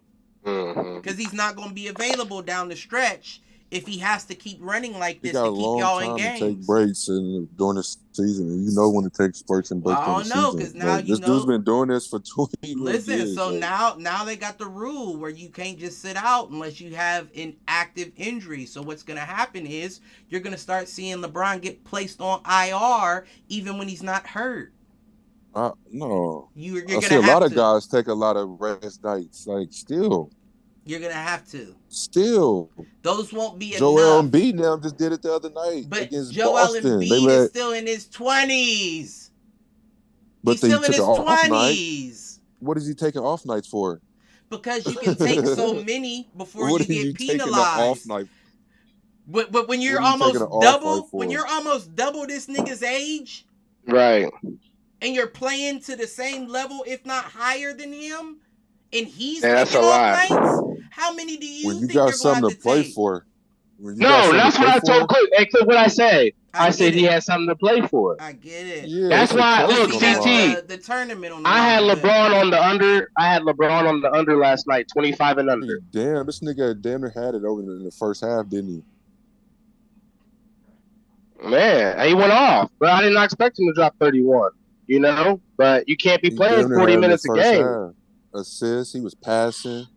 That's what I love about him because he's not a ball hawker. Austin Reeves doing his thing. Goat or not, the under is the safe bet with LeBron. No, never. It is. I agree. 25 and under. That's the safe on average per game. That's the safe bet. If you're betting every game, the safe bet is the under. Unless, like you said, CT, if you know he's playing for something like this in-season tournament, depending on opponent, depending on situation, bet the over. But otherwise, just a regular game, under. Because you gotta think if they implemented a rule where you can only sit out a certain amount of games without actively being injured, then what that means is he's then gonna take games off. I can't sit out. No, so I'm he's just gonna playing against mostly good competition every night. So that don't mean you can't coast. I've seen him hit 19. He ain't trying to coast. That's a coast game for LeBron. A 19-point game, you were coasting. No, they were just getting blown. He going in now. Yeah, he took his dog on a walk. I gotta go a lot, so on this lovely Phoenix evening. Taking a stroll. He got. It gets tough. He got to pick up a lot of slack for a lot of people. That's the issue. That's the issue right there. You're too old to be picking up slack for motherfuckers. And the only reason you're doing it is because you brought them niggas onto the squad, Jerry Jones. You dug the hole for LA. Lie? Is that a lie? Any lie detected? No. LeBron dug the hole for LA, which is why y'all play spades and shuffle out different hands throughout each season y'all play in. A lot of teams do. So, but LeBron is the reason this team does. That's all I was saying when I was making the comparison to Jerry Jones. Especially sometimes you just gotta play your role. And LeBron is old enough that he should know that. KD, Steph, and Draymond and Clay on the team. It's hard to beat that. You gotta do. I mean, but even them they gotta worry about they shit now. It's a lot of young bucks out there coming for shit. Oh yeah, a lot of them. But the only thing I want to say about this Browns loss, 1936 to the Rams, is they definitely elevated Flacco from the practice squad. Flacco started. Yeah, like he's starting again this week. Yeah, he didn't. He's gonna have to. Amari I'm telling Cooper you, went PJ and Dorian banged up. So is Amari Cooper. He might not even play. Damn. I don't know how much of a difference that makes. A big. I don't know how much of a Amari Cooper ain't him. Yeah, Amari helps. He helps, but yeah, I don't know how much of a difference that makes. Flacco, he ain't him. Man, they was looking like they was about to be nice. Then he went out. I was like, oh man. Yeah. I think EJ Moore had like 12, 13 targets. Yeah, he had 12 targets. Elijah Moore had 12 targets, 4 receptions, 83 yards. I was like, he had that many targets. But it's going to have to be that. What about Njoku? What about... Well, listen, Njoku the game before was the prime target. You can't don't get him banged up. This nigga hurdling motherfuckers and dropping his shoulder. I know he was. Yeah, you can't, let him get a day off. He stay hurt too. The fuck? Yeah. Shit, but Cooper Kupp got his 1 touchdown with his 6 receptions, 39 yards. I'm telling you, that guy Puka came and he was like, sit down, bruh. Sit down. Puka got 1 too that game. Yeah. He got smoked too. 4 receptions, 105 yards. He got hit too, yeah. He came back though after the half. Shit.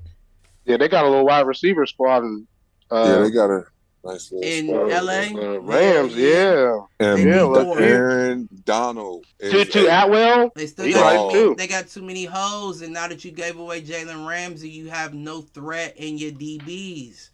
Fuller's nice. They need a running back again too. You have no real threat in your DBs.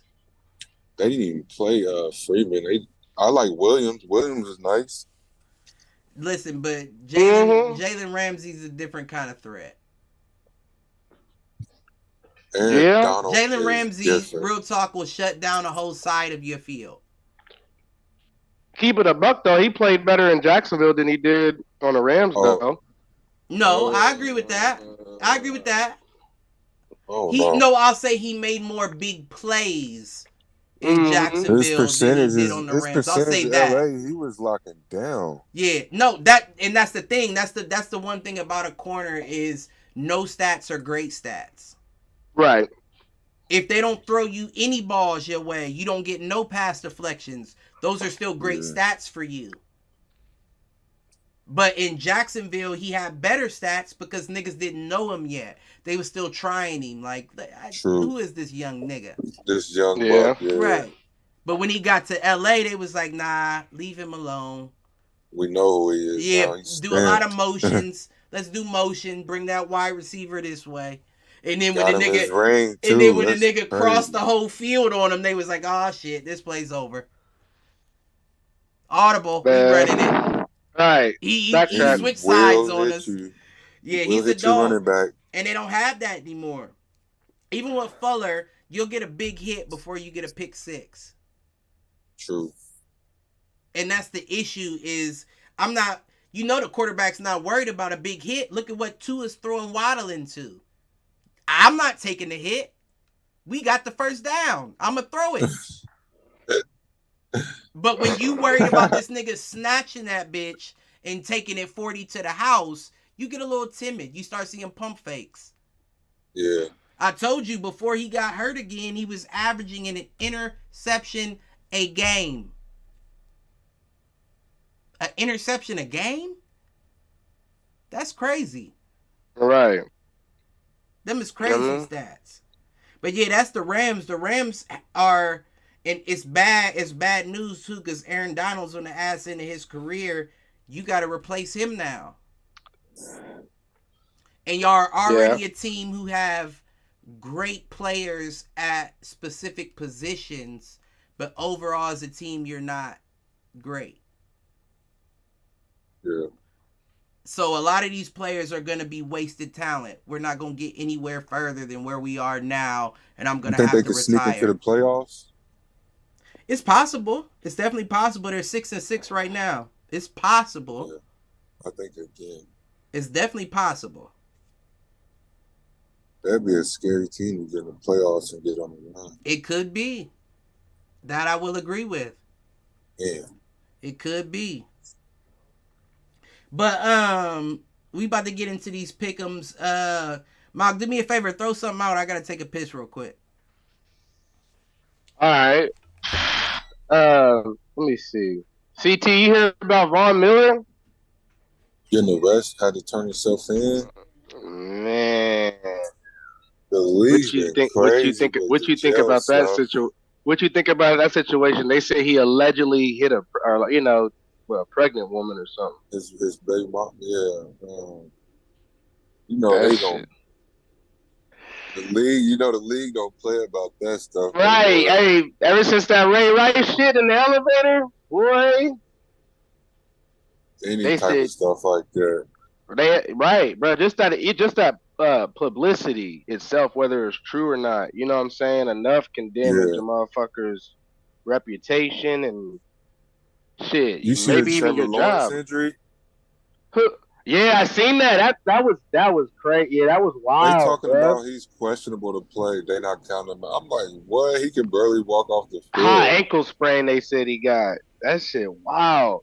That shit crazy. I seen that play. I like the way that quarterback for the Bengals though. He looked nice. Browning. Bro, he threw for like almost 400 yards. I saw on clip. I was like, bro, what? I know only like 5. No, bro, better watch out. I said, God, it's a hot take. Hey, Cliff, hot take. Cliff, hot take. CT brought this up. Good fucking call out, CT. Browning, backup quarterback for the Bengals that damn near threw for almost 400 yards. Yeah. Bro, gotta watch out. He don't gotta watch out, but like at the same time, he can rest up. Somebody got to give him a bag. If your backup's throwing for almost 400 yards, what was it 384? But you do got Jamar like Chase and T. Higgins, though. Don't right, but sometimes Burrow's not even hitting them like that or getting yards like that himself. I ain't gonna hate. No. It's a lot of games that Chase ain't been getting hit like that. And sometimes hey, Cliff, what Chase say? I seen it with my own eyes. I'm always fucking open. Boy. In some plays, he's actually open. Like, he's not saying, I'll make the catch. He's like, my nigga, you didn't, like, I'm here. Other niggas pull up Joey B. I love Joey B. Okay, hold on. One of my favorite quarterbacks in the league. Joey, all right, I will say this. Chase is my favorite. Joey B has had that's what's up. 300+ yard pass games this season so far when he's played. Against the Cardinals. Texans, the Bills, and the Cardinals. So the Bills, I'll give him the Texans, even though he was hurt early though. He's got the But in that Texans game, he had 2 interceptions. Yeah. Texas defense looked nice somehow. That's why I said I'll give him the Texans. I was about to say I really only give him Buffalo. They locked up Russell Wilson too this Sunday. But he's only thrown for 3 touchdowns 2 times this season. And Buffalo's DBs don't look the best either. Against the Niners and the Cardinals. Against the Niners, they beat the Niners. Oh, that's big. I mean, that's why you gotta give it to Stroud for real, man. Stroud is a fucking dog. Man, listen, and I gotta swallow all my words because I did say, to be fair, that out of them all, he would be the one to do it. The best one. I liked him. Yeah, but I was still saying I didn't have high hopes for him. Yeah, I didn't think he had a fastball. He got like a fast. Man, he has everything. There on the money. I'm like, he has everything. And the thing, Noah Brown just was dropping a lot. I'm like, right, catch the ball. And the thing I was critiquing him for at Ohio State was he would stay back there a lot of times when he should have ran. Yeah. He ain't doing that in the league. No, he ain't doing that in the league. You can't do that in the league. No, you can't. Fine. You force me out. I have to run. Because you can easily slide in the correct. league. You're correct. Yeah, you're absolutely correct on that. You can't let Bosa and them just willingly hit you play after play. Fuck that. Dude been throwing for 300 plus, like it ain't nothing. He a dog. This ain't multiple normal. touchdowns. Multiple touchdowns. Dog. If Tank Dell didn't go back out, we don't need. He still got Nico Collins. Yeah, and Nico's a dog, and he's on my fantasy team. So keep and on Schultz went down. Up. Schultz is out, so he's like, all right, next man up. I'm gonna make him look good. Man, I'm telling you, like I think the tight end had 80+ yards. I'm like, he said that was his first start too. I think you can make a very substantial argument for him to be the first rookie MVP of the season. Unless Tyreek get 2,000. But, they'll never give it to a wide receiver like that. I agree with you, too. I think if Tyreek gets 2,000, he should automatically be bumped up to the 1-2 spot. In the Madden cover. But you know how these motherfuckers feel like, he wouldn't have got 2,000 if it wasn't for his quarterbacks. Let's put 2 up higher than we put Tyreek. No, they would not give him the MVP. They gonna look at this dude. They gonna look at this dude yards after catch. They gonna look at all that. You gotta look at the yak. You gotta look at the yak. That nigga's feet. That nigga's feet got wings on them. 4 catches. That is not Tua throwing it all the way down the field to him like that. Oh, but most of them are. Most of them are are just Tyreek running a 100-yard dash and Tua throwing it as far as he can. Most of his yards are that. He breaking up on us. I see a lot of catch and goes. No, he does quick slants. He gets hit on, but he doesn't break on those all the time. He may get one every 4 or 5 games, but he's not breaking on quick slants like that all the time. Most of the time, he dancing around and then falling to the ground. Catch that thing over the middle and get loose. That's the thing, though. He's so fast. If you're not within the arm's length of him, he's out of there. Yeah, he's gone. You gotta be close enough to touch him or he's out of there. He's the kind of wide receiver that when you put me at DB, I don't care if I get the pass interference. I'm about to hit you as you catch this ball.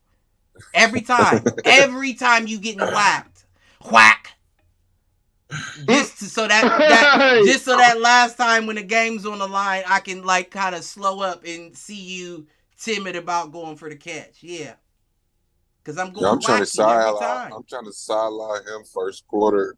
Just get him out. Yeah, there's no pass deflections. Every play I'm trying to hit you as you catching that ball. Man. I want to give you a reason. They're going to eject you. No, I ain't going to do no helmet to helmets. But I probably would get, yeah, you're right. Because they do that defenseless shit now. They do that now. Yeah, you're right. And I don't think that's even a real thing, a defenseless wide receiver. How the fuck is anybody on the football field defenseless? You probably can't even talk back. Like, oh, no. They just it don't matter. I'm smacking. So, I'll fuck around and be the first nigga to break the record in most ejected games. That's fine. I was still in the league. The most fines ever.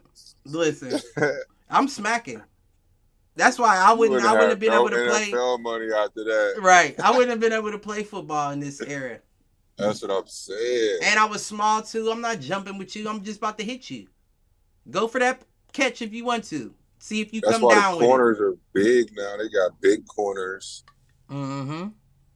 Because you can't hit anymore. You can't be physical. You have to contest with the ball. Yep. Yeah, no, I'm not contesting with nothing. I'm about to flip you and hit you right in the back of your knees when you jump up off that ground and make that catch. Yeah, they call it that flag. You about to land on the back of your shoulder pads and helmet. Players gonna be wide receivers with your jock strap and your own face mask. That's what I'm about to fold you real quick. They said the folder. But let's get into these picks. And with these picks this week, CT, you did ask me last episode to calculate. I'm not happy to say, but I am still in the lead. I'm not happy to say. I am still in the lead with this last week's win. I'm at 5. Okay. You are 4.5. If the tie included. Okay, 4.5. You have 4 outright wins and 1 tie with Malcolm Q. And Malk, you are currently at 2.5. You have 2 outright wins and 1 tie. That's low. Hold up. I gotta get my shit right. Yeah, Malk's the defending champ, though. Malk's the defending champ. Let me get my shit. But yeah, you 2 weeks back. You gotta make sure you got these picks right.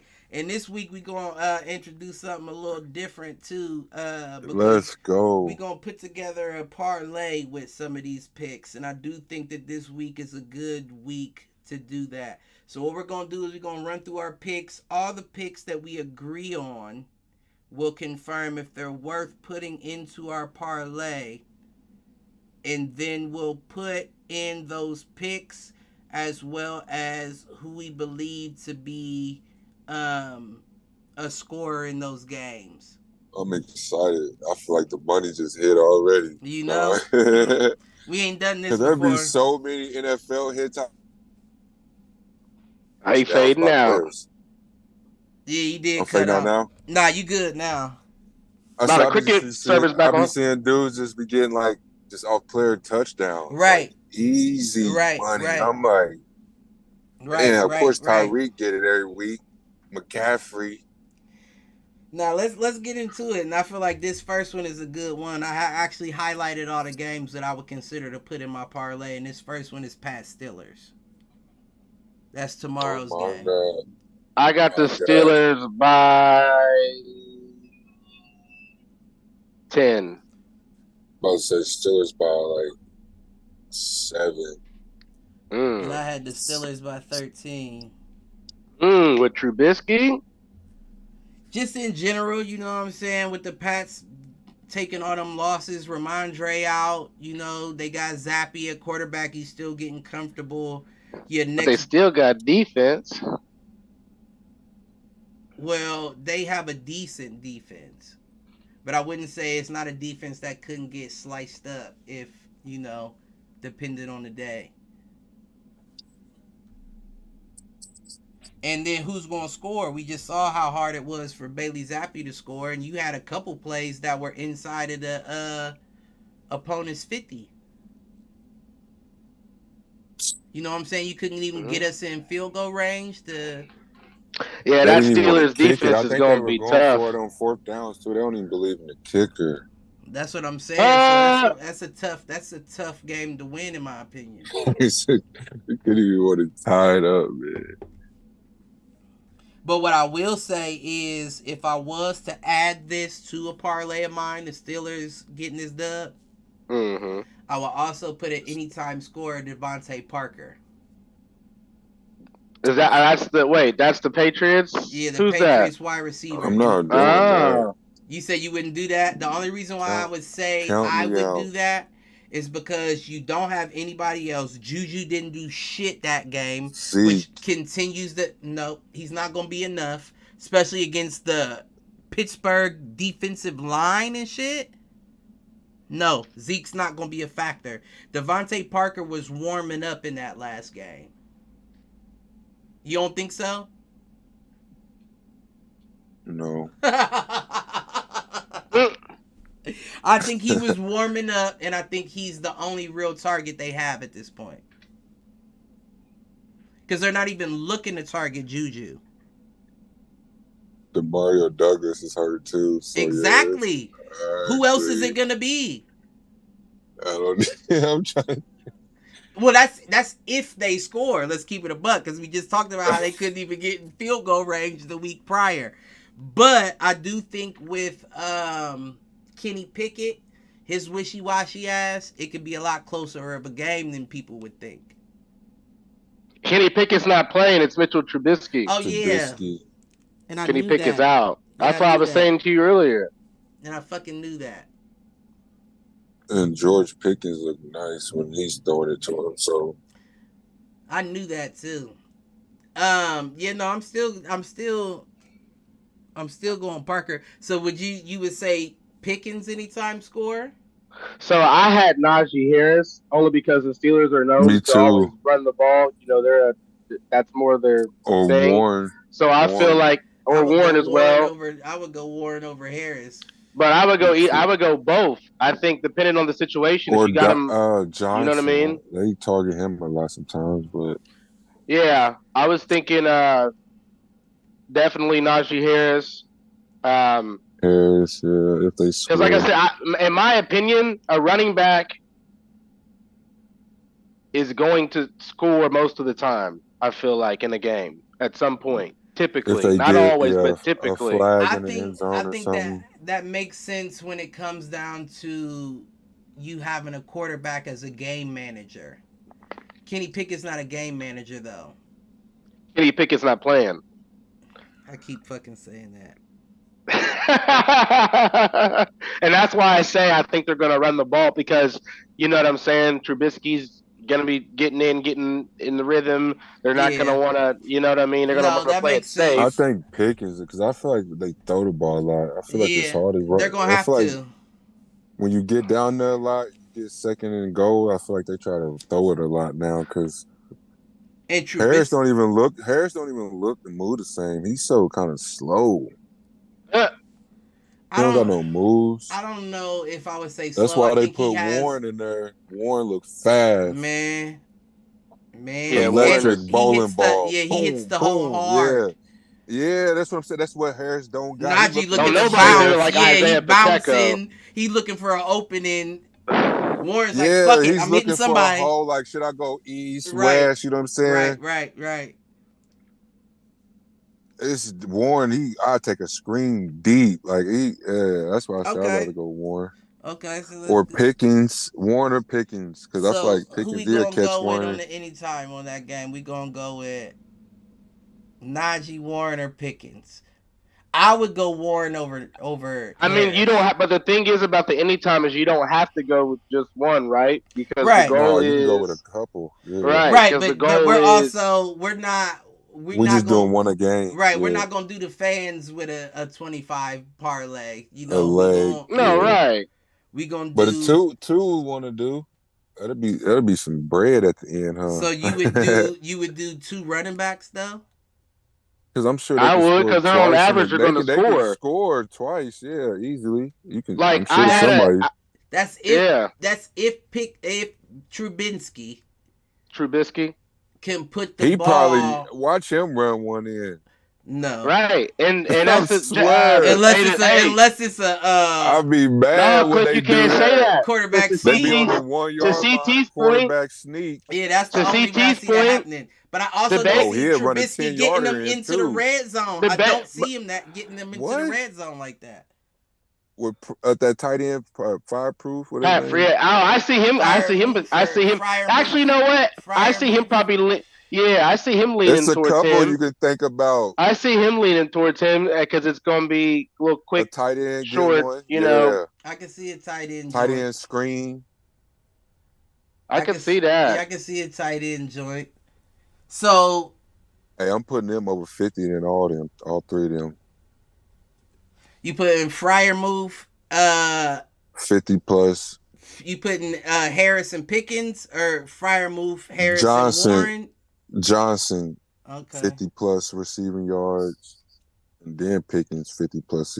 I low-key had that last week. Well, you adding different shit. Who my bad. Who we going That's what I was with? Gonna add to the message. Who we going with on the show on the shower heads? Who picks? Huh? Like for the anytime touchdown score. We can do 2. Okay. But I'm just saying. I mean, what do you think, Cliff? Who would you say? This is the attempt to put money in motherfuckers' pockets. So I would say let's go with 1 for now. All right. And then we can circle back after we do the rest of the picks to see if it's worth putting the that price additional tag. pick in. Okay. But hey, if we put 10 on this, I feel like it's gonna be up there. Man, I bet the way it's looking.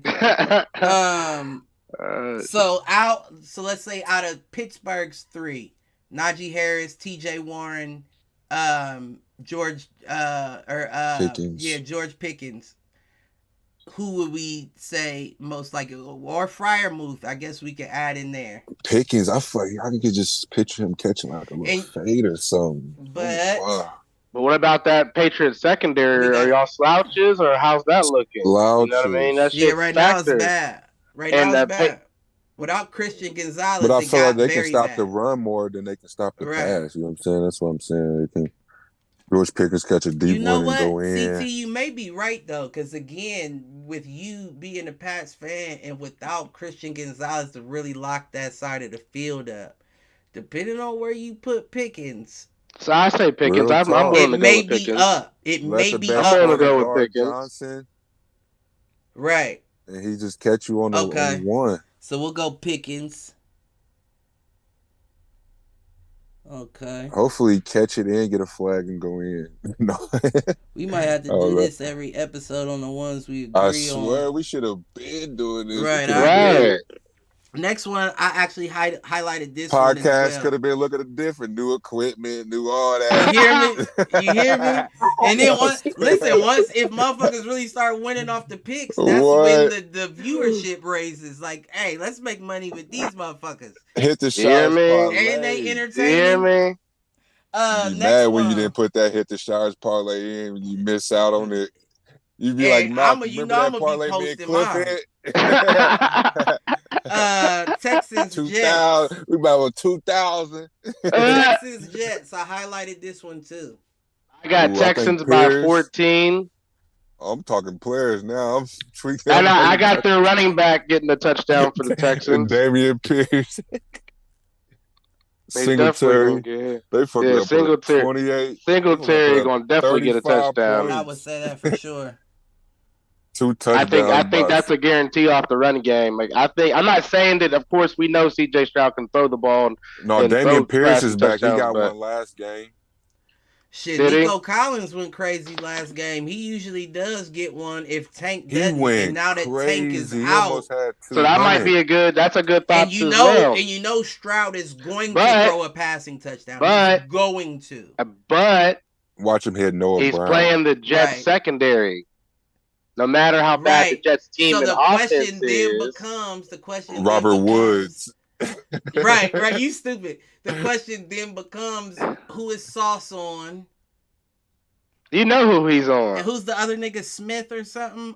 What's his name? You know who Sauce is on. You think he on Nico? Gotta be. Yeah, Sauce is on Nico. So and Nico quiet. Smith is gonna be on. Me, I'm going Texas 13 on that game. Though. Texans 20. Ooh. Texans 20 P's. I don't think that quarterback got what it takes. He looked better than what's his name though, but I heard Boyle. They try to put Zach Wilson back in. He said he didn't want to play. I didn't hear that. I hope that wasn't the case. That was allegedly. I hope. I'm glad you threw that in there because I hope that wasn't the case. That's bad if it is. That's what it says. It's a bad look for him. I seen that same thing, but I don't know. You know how the media be. Okay, so this may be the one that's. I would say this game is safer to put a twofer in on anytime scores than last game was. If we all believe Devin gets one, we know Stroud is going to throw for one. So then who is it become? Is it a Collins? Like you said, is it Noah Brown? I think of Noah Brown.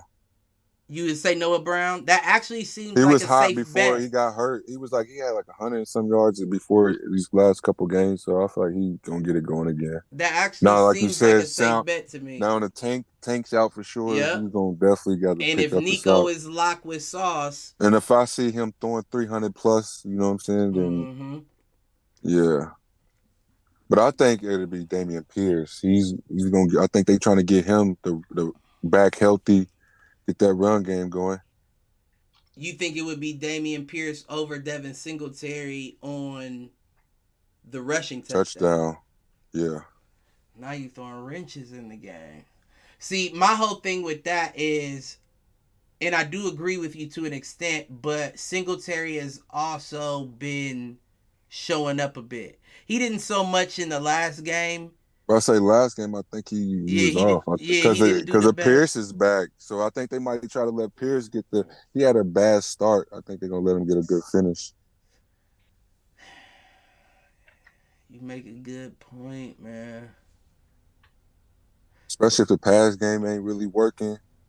You make a good point.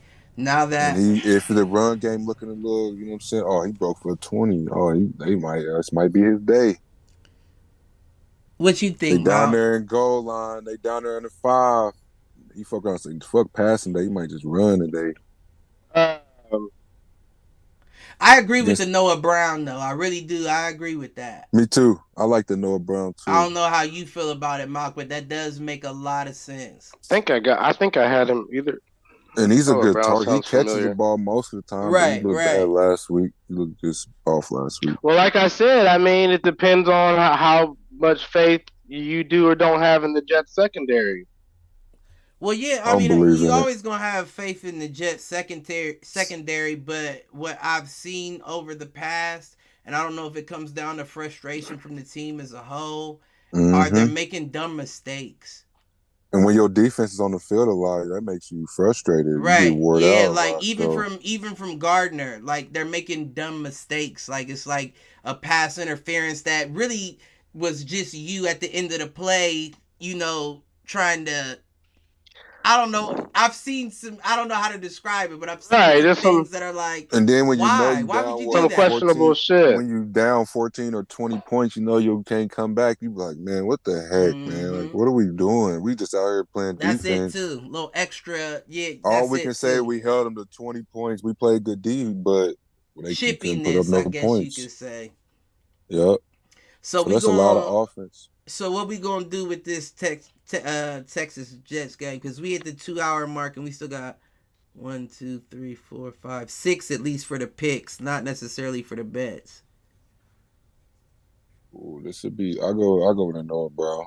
Okay, we'll just keep it at that for now, and then anybody listening, it's optional for y'all to add your running back of your choice. Next game, Rams-Ravens. I got Ravens by 3. Ravens. I like the way the Rams been playing these last few weeks. You ain't got faith in your boy Lamar? What? But I just said, man, can I make my comment, man? just throwing a little praise on the little Rams, man. But I just think Lamar, since he lost Andrews. That's a big weapon. So he still got Zay Flowers, and Odell Beckham Jr. Showing up. So is Beckham. Beckham been showing up. I'm actually kind of impressed with Beckham. Gus Edwards. But I don't believe in it though. It's a couple games. But you think that the Rams would be the team to prove it's not real? Mm-hmm. I mean, they just who they just beat last week. That was a good team. Was that a good team they beat? The Rams? Yeah. The Rams just beat the Browns. And that was a Flacco-led Browns. So Flacco did do a little better than expected, I'll say. But I just thought Matthew did better on that defense than I expected too. So right. He threw for 3 touchdowns, like no interceptions, 279. That's 22 for 37. That's wild. But the Ravens DBs ain't awful either. Oh yeah, you're right. Hey, where's the game at? Ravens? I'm gonna go Ravens. It 6. is. Yep, it's in Baltimore. Yeah, that's what I had. Ravens 6. I don't think, in my opinion, it's up to y'all, but I don't think that this is one that I would bet on per se. I'm not saying I wouldn't bet on it. I'm just saying it's not one that I had heavily highlighted for me to add into the parlay. But right. If we were going to give something for the shower heads to bet on, I would say Lamar Jackson anytime touchdown, because I can see Aaron Donald running him out of the pocket to the point that he has to take off. That's what I was thinking too. Mm-hmm. The rush. Yeah, because a lot of stuff don't be open, so yeah, right. He'll take I off. would say that's an easy, but especially if you get close enough. Gus Edwards always end up getting one too. Yeah. I don't know how. I'd be like, Gus always get a TD. It's gonna, I'd say Lamar and Gus, one of them. Gus would be having 2 touchdowns sometimes. Nah, I will say this next one though is one that I highlighted for the parlay. This one was the Jags Browns. I had Browns by 7. Browns by 7? Trevor Lawrence is out. With Flacco? Sunshine's out. Flacco versus the. I remember you asked me the other day who the Jaguars backups are, and I read them off to you. Right. I'm taking Flacco against whoever that man is in his squad. Let's start with a B. I forgot. And Christian Kirk is out as well. Yeah, I'm taking the Browns situation over the Myles Garrett. Yeah, I'm taking the Browns situation over the Jags that day. I like the Jags still, maybe. I think if he can get it to Ridley and it's something in me that still feels Jags are worthy of that. So I would X this off of putting it on your parlay. This one you may be safer to go with the Ravens Rams. But that could also be the fuck of the week. You know, Vegas fucks somebody every one game that's supposed to win every week loses. Every week. So that could be the fuck of the week, that Rams Ravens. That's why I didn't put that on my list. But now I'm removing the Jags Browns as well, thinking like that, because that makes sense as well. That's dirty. So you going Browns what, Mount? What did I say? Browns by 7? Yep, 7. Browns 7, okay. Mm-hmm. Now, this Browns is 7. I'm still on the fence. Browns. Do I go Jags 3 or would I'm gonna go Browns? Browns 10.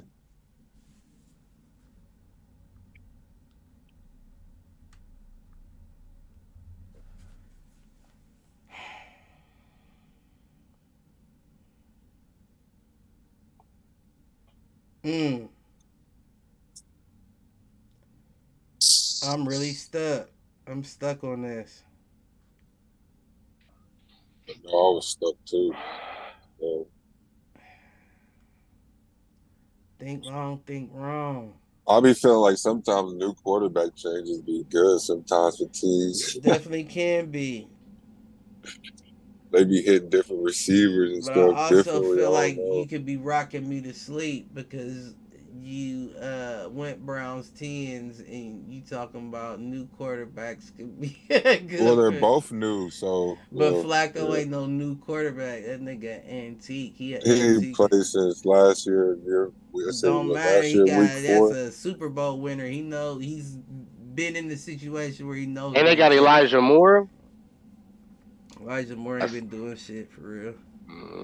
Okay. He show up every now and again, and it's not his fault. It's just the way they're using him. He's their number 1 receiver. Yeah, that's tough. That's tough. I think I am gonna go Jags 3. Wow. I'm going Jags 3 on this. Vikings Raiders. I got the Vikings by 7. Vikings 7. Got the Raiders by 14. What? I was kind of leaning back and forth too. So the Vikings looked so bad last game. So. I was leaning back and forth on this too. And let's keep it a buck. Dobbs looked so bad against the Bears. Here's the thing, and I'll say this. And this may just be me, being on my team. But remember, we talked about him out. Had Kansas City 14-0 almost going into the half. Right. Had Miami 14-3 going into the half. They lose the game in the second half of the game. So does the Vikings with Dobbs have enough in the second half to hold them off? Depends on what Dobbs you get. Do you get the 4 interception Dobbs or get the 4 touchdowns? Right. You are right. You're right. You are right. That's very fucking fair. That's very fucking fair. That's a very fucking fair point. Depends on who shows up that evening. Which one we got? And that's there to that point. That's also why I didn't highlight this one for my parlay either. And the pick is in. I'm gonna go with Raiders. I'm gonna go Raiders. I'm gonna go 3. Because if they win it, I don't see it being by more than a touchdown. More likely, I would say a field goal. If the Raiders show up, I don't think they have a problem showing up. Jacobs go for 100. I didn't even think about that, especially on the Vikings. Yeah, I didn't even think about that. Next one though, Bills Chiefs. Yeah, I can see Jacobs having two rushing touchdowns in that game. Yeah, for sure. I could definitely see Jacobs having 2 rushing touchdowns in that game. Josh Jacobs, yeah. No, he's definitely. I'm writing him down. He's definitely an anytime touchdown scorer. There's no. Oh, that's not a question. Hey, let me put him down too, even though I ain't highlight that. That's not a question, boy. I need that this week in fantasy, anyways.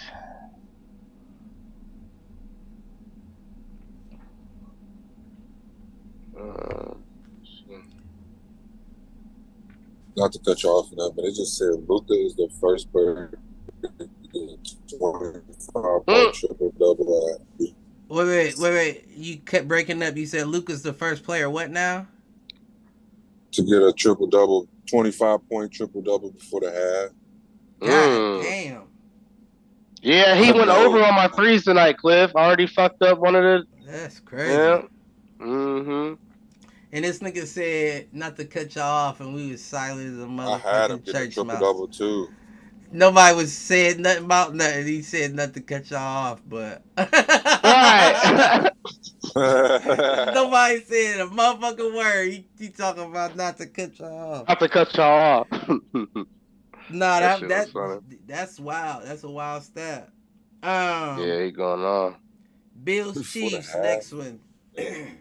I got Chiefs by 3 because they ain't been playing the best ball lately. Right. So I think they redeemed themselves, but it's only by 3. Neither of the Bills. I think the Bills need this win. So they do. I'm gonna go Bills by 7. Bills touchdown. If I give it to the Bills, it wouldn't be no more than 6, but I don't know that they get this.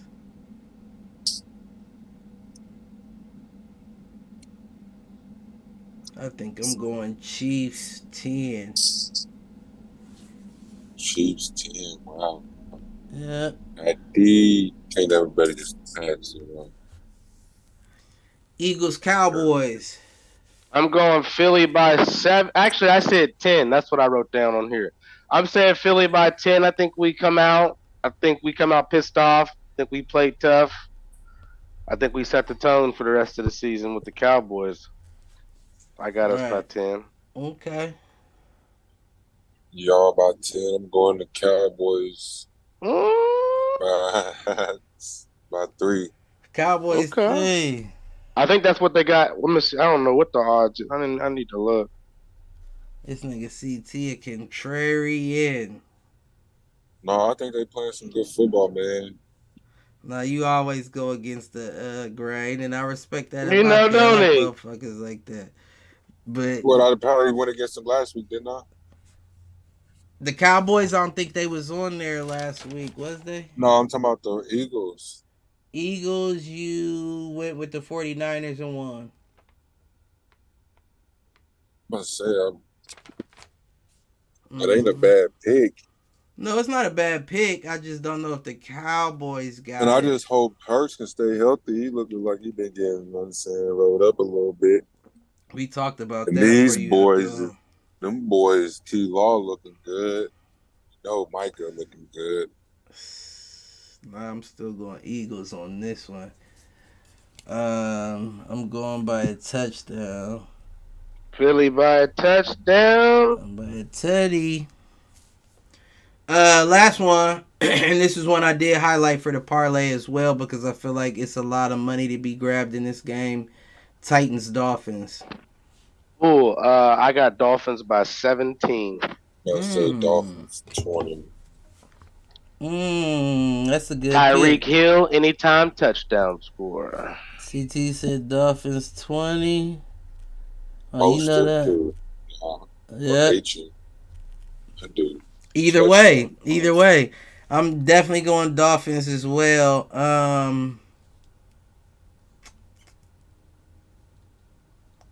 I want to hit it right on the money, though. Derrick Henry, though, touchdown. You think? Oh, yeah. I'm going, Van Winkle or whatever his name is? Van Winkle? What's his name? The nigga that ran the pick six back last week? Van Ginkel. Van Ginkel. Yeah, yep. I said Van Winkle. That sound like a motherfucking Ace Ventura character or something like that. But I'm going, speaking of Ace Ventura, I'm going Dolphins, bless you. I'm going Dolphins, I'm going 23. No Michael Jordan? I'm going Air Jordan on these hoes. And I do agree, anytime I will put Tyreek Hill on that boy. And then that's crazy. Are we doing Raheem or Devin? Or I wouldn't go I'm saying Tyreek Hill. Shower heads. I would say Tyreek Hill's the guarantee. Okay. I don't think that Mostert or HN is a bad option. I would just say bet at your own risk. Man, with them, Waddle, all of them. And if it was me, I would go Achane or Mostert over Achane just because he's a little more power than Achane is. But that's here nor there. I probably won't be adding that to my parlay, at least not for the one that we're putting together tonight.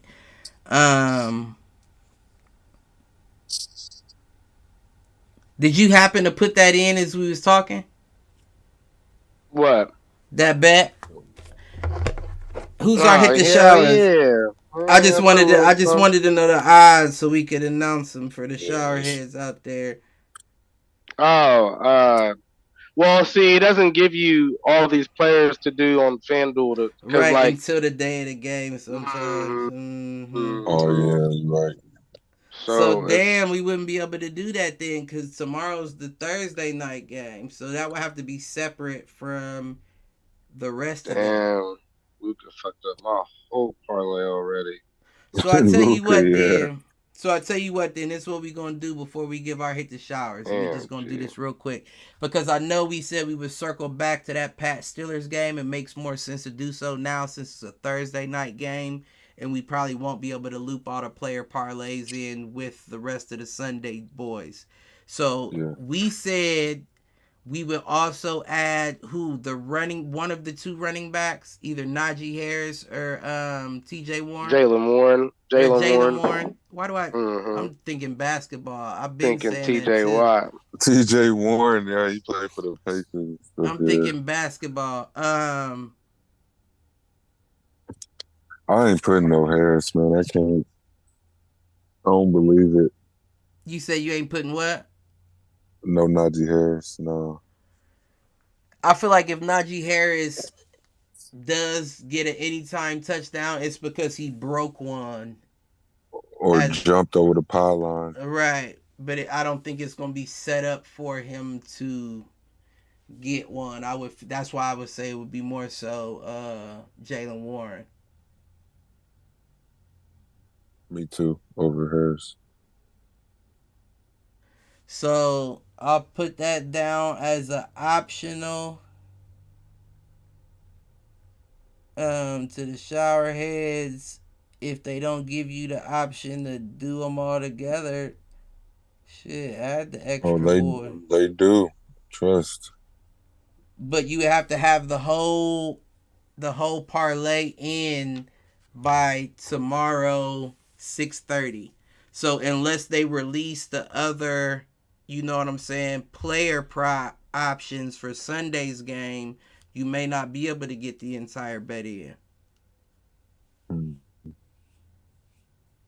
I'm locked. But shit, we'll see when we get there. Who's hitting the showers?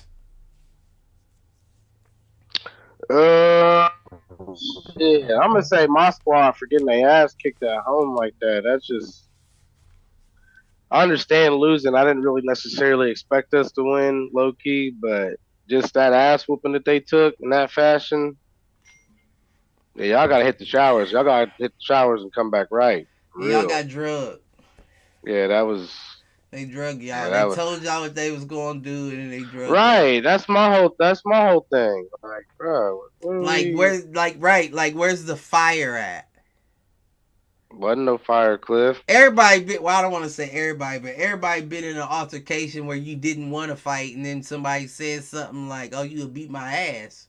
Oh, you right. And it so just happened. You know what I'm saying? Like, where's the fire when you tell me what you gonna do to me? And I'm like, oh, that's what you think? I didn't see it from the Eagles, so I agree with that. Hit the showers for sure. Wasn't no fire. They said ain't no fire. But definitely wasn't in that one. They were not Phoenix. Phoenixes. Phenai is the plural. I don't know. My hit the showers, I'm gonna have to give it to Tua. I gotta give it to Tua. Yeah, man. He set Waddle up a couple times in that game, and it's like, damn, my nigga is worth too much to be putting him out there to dry like that. You gotta hit him. Pray about it. I mean, but sometimes I come with the territory though.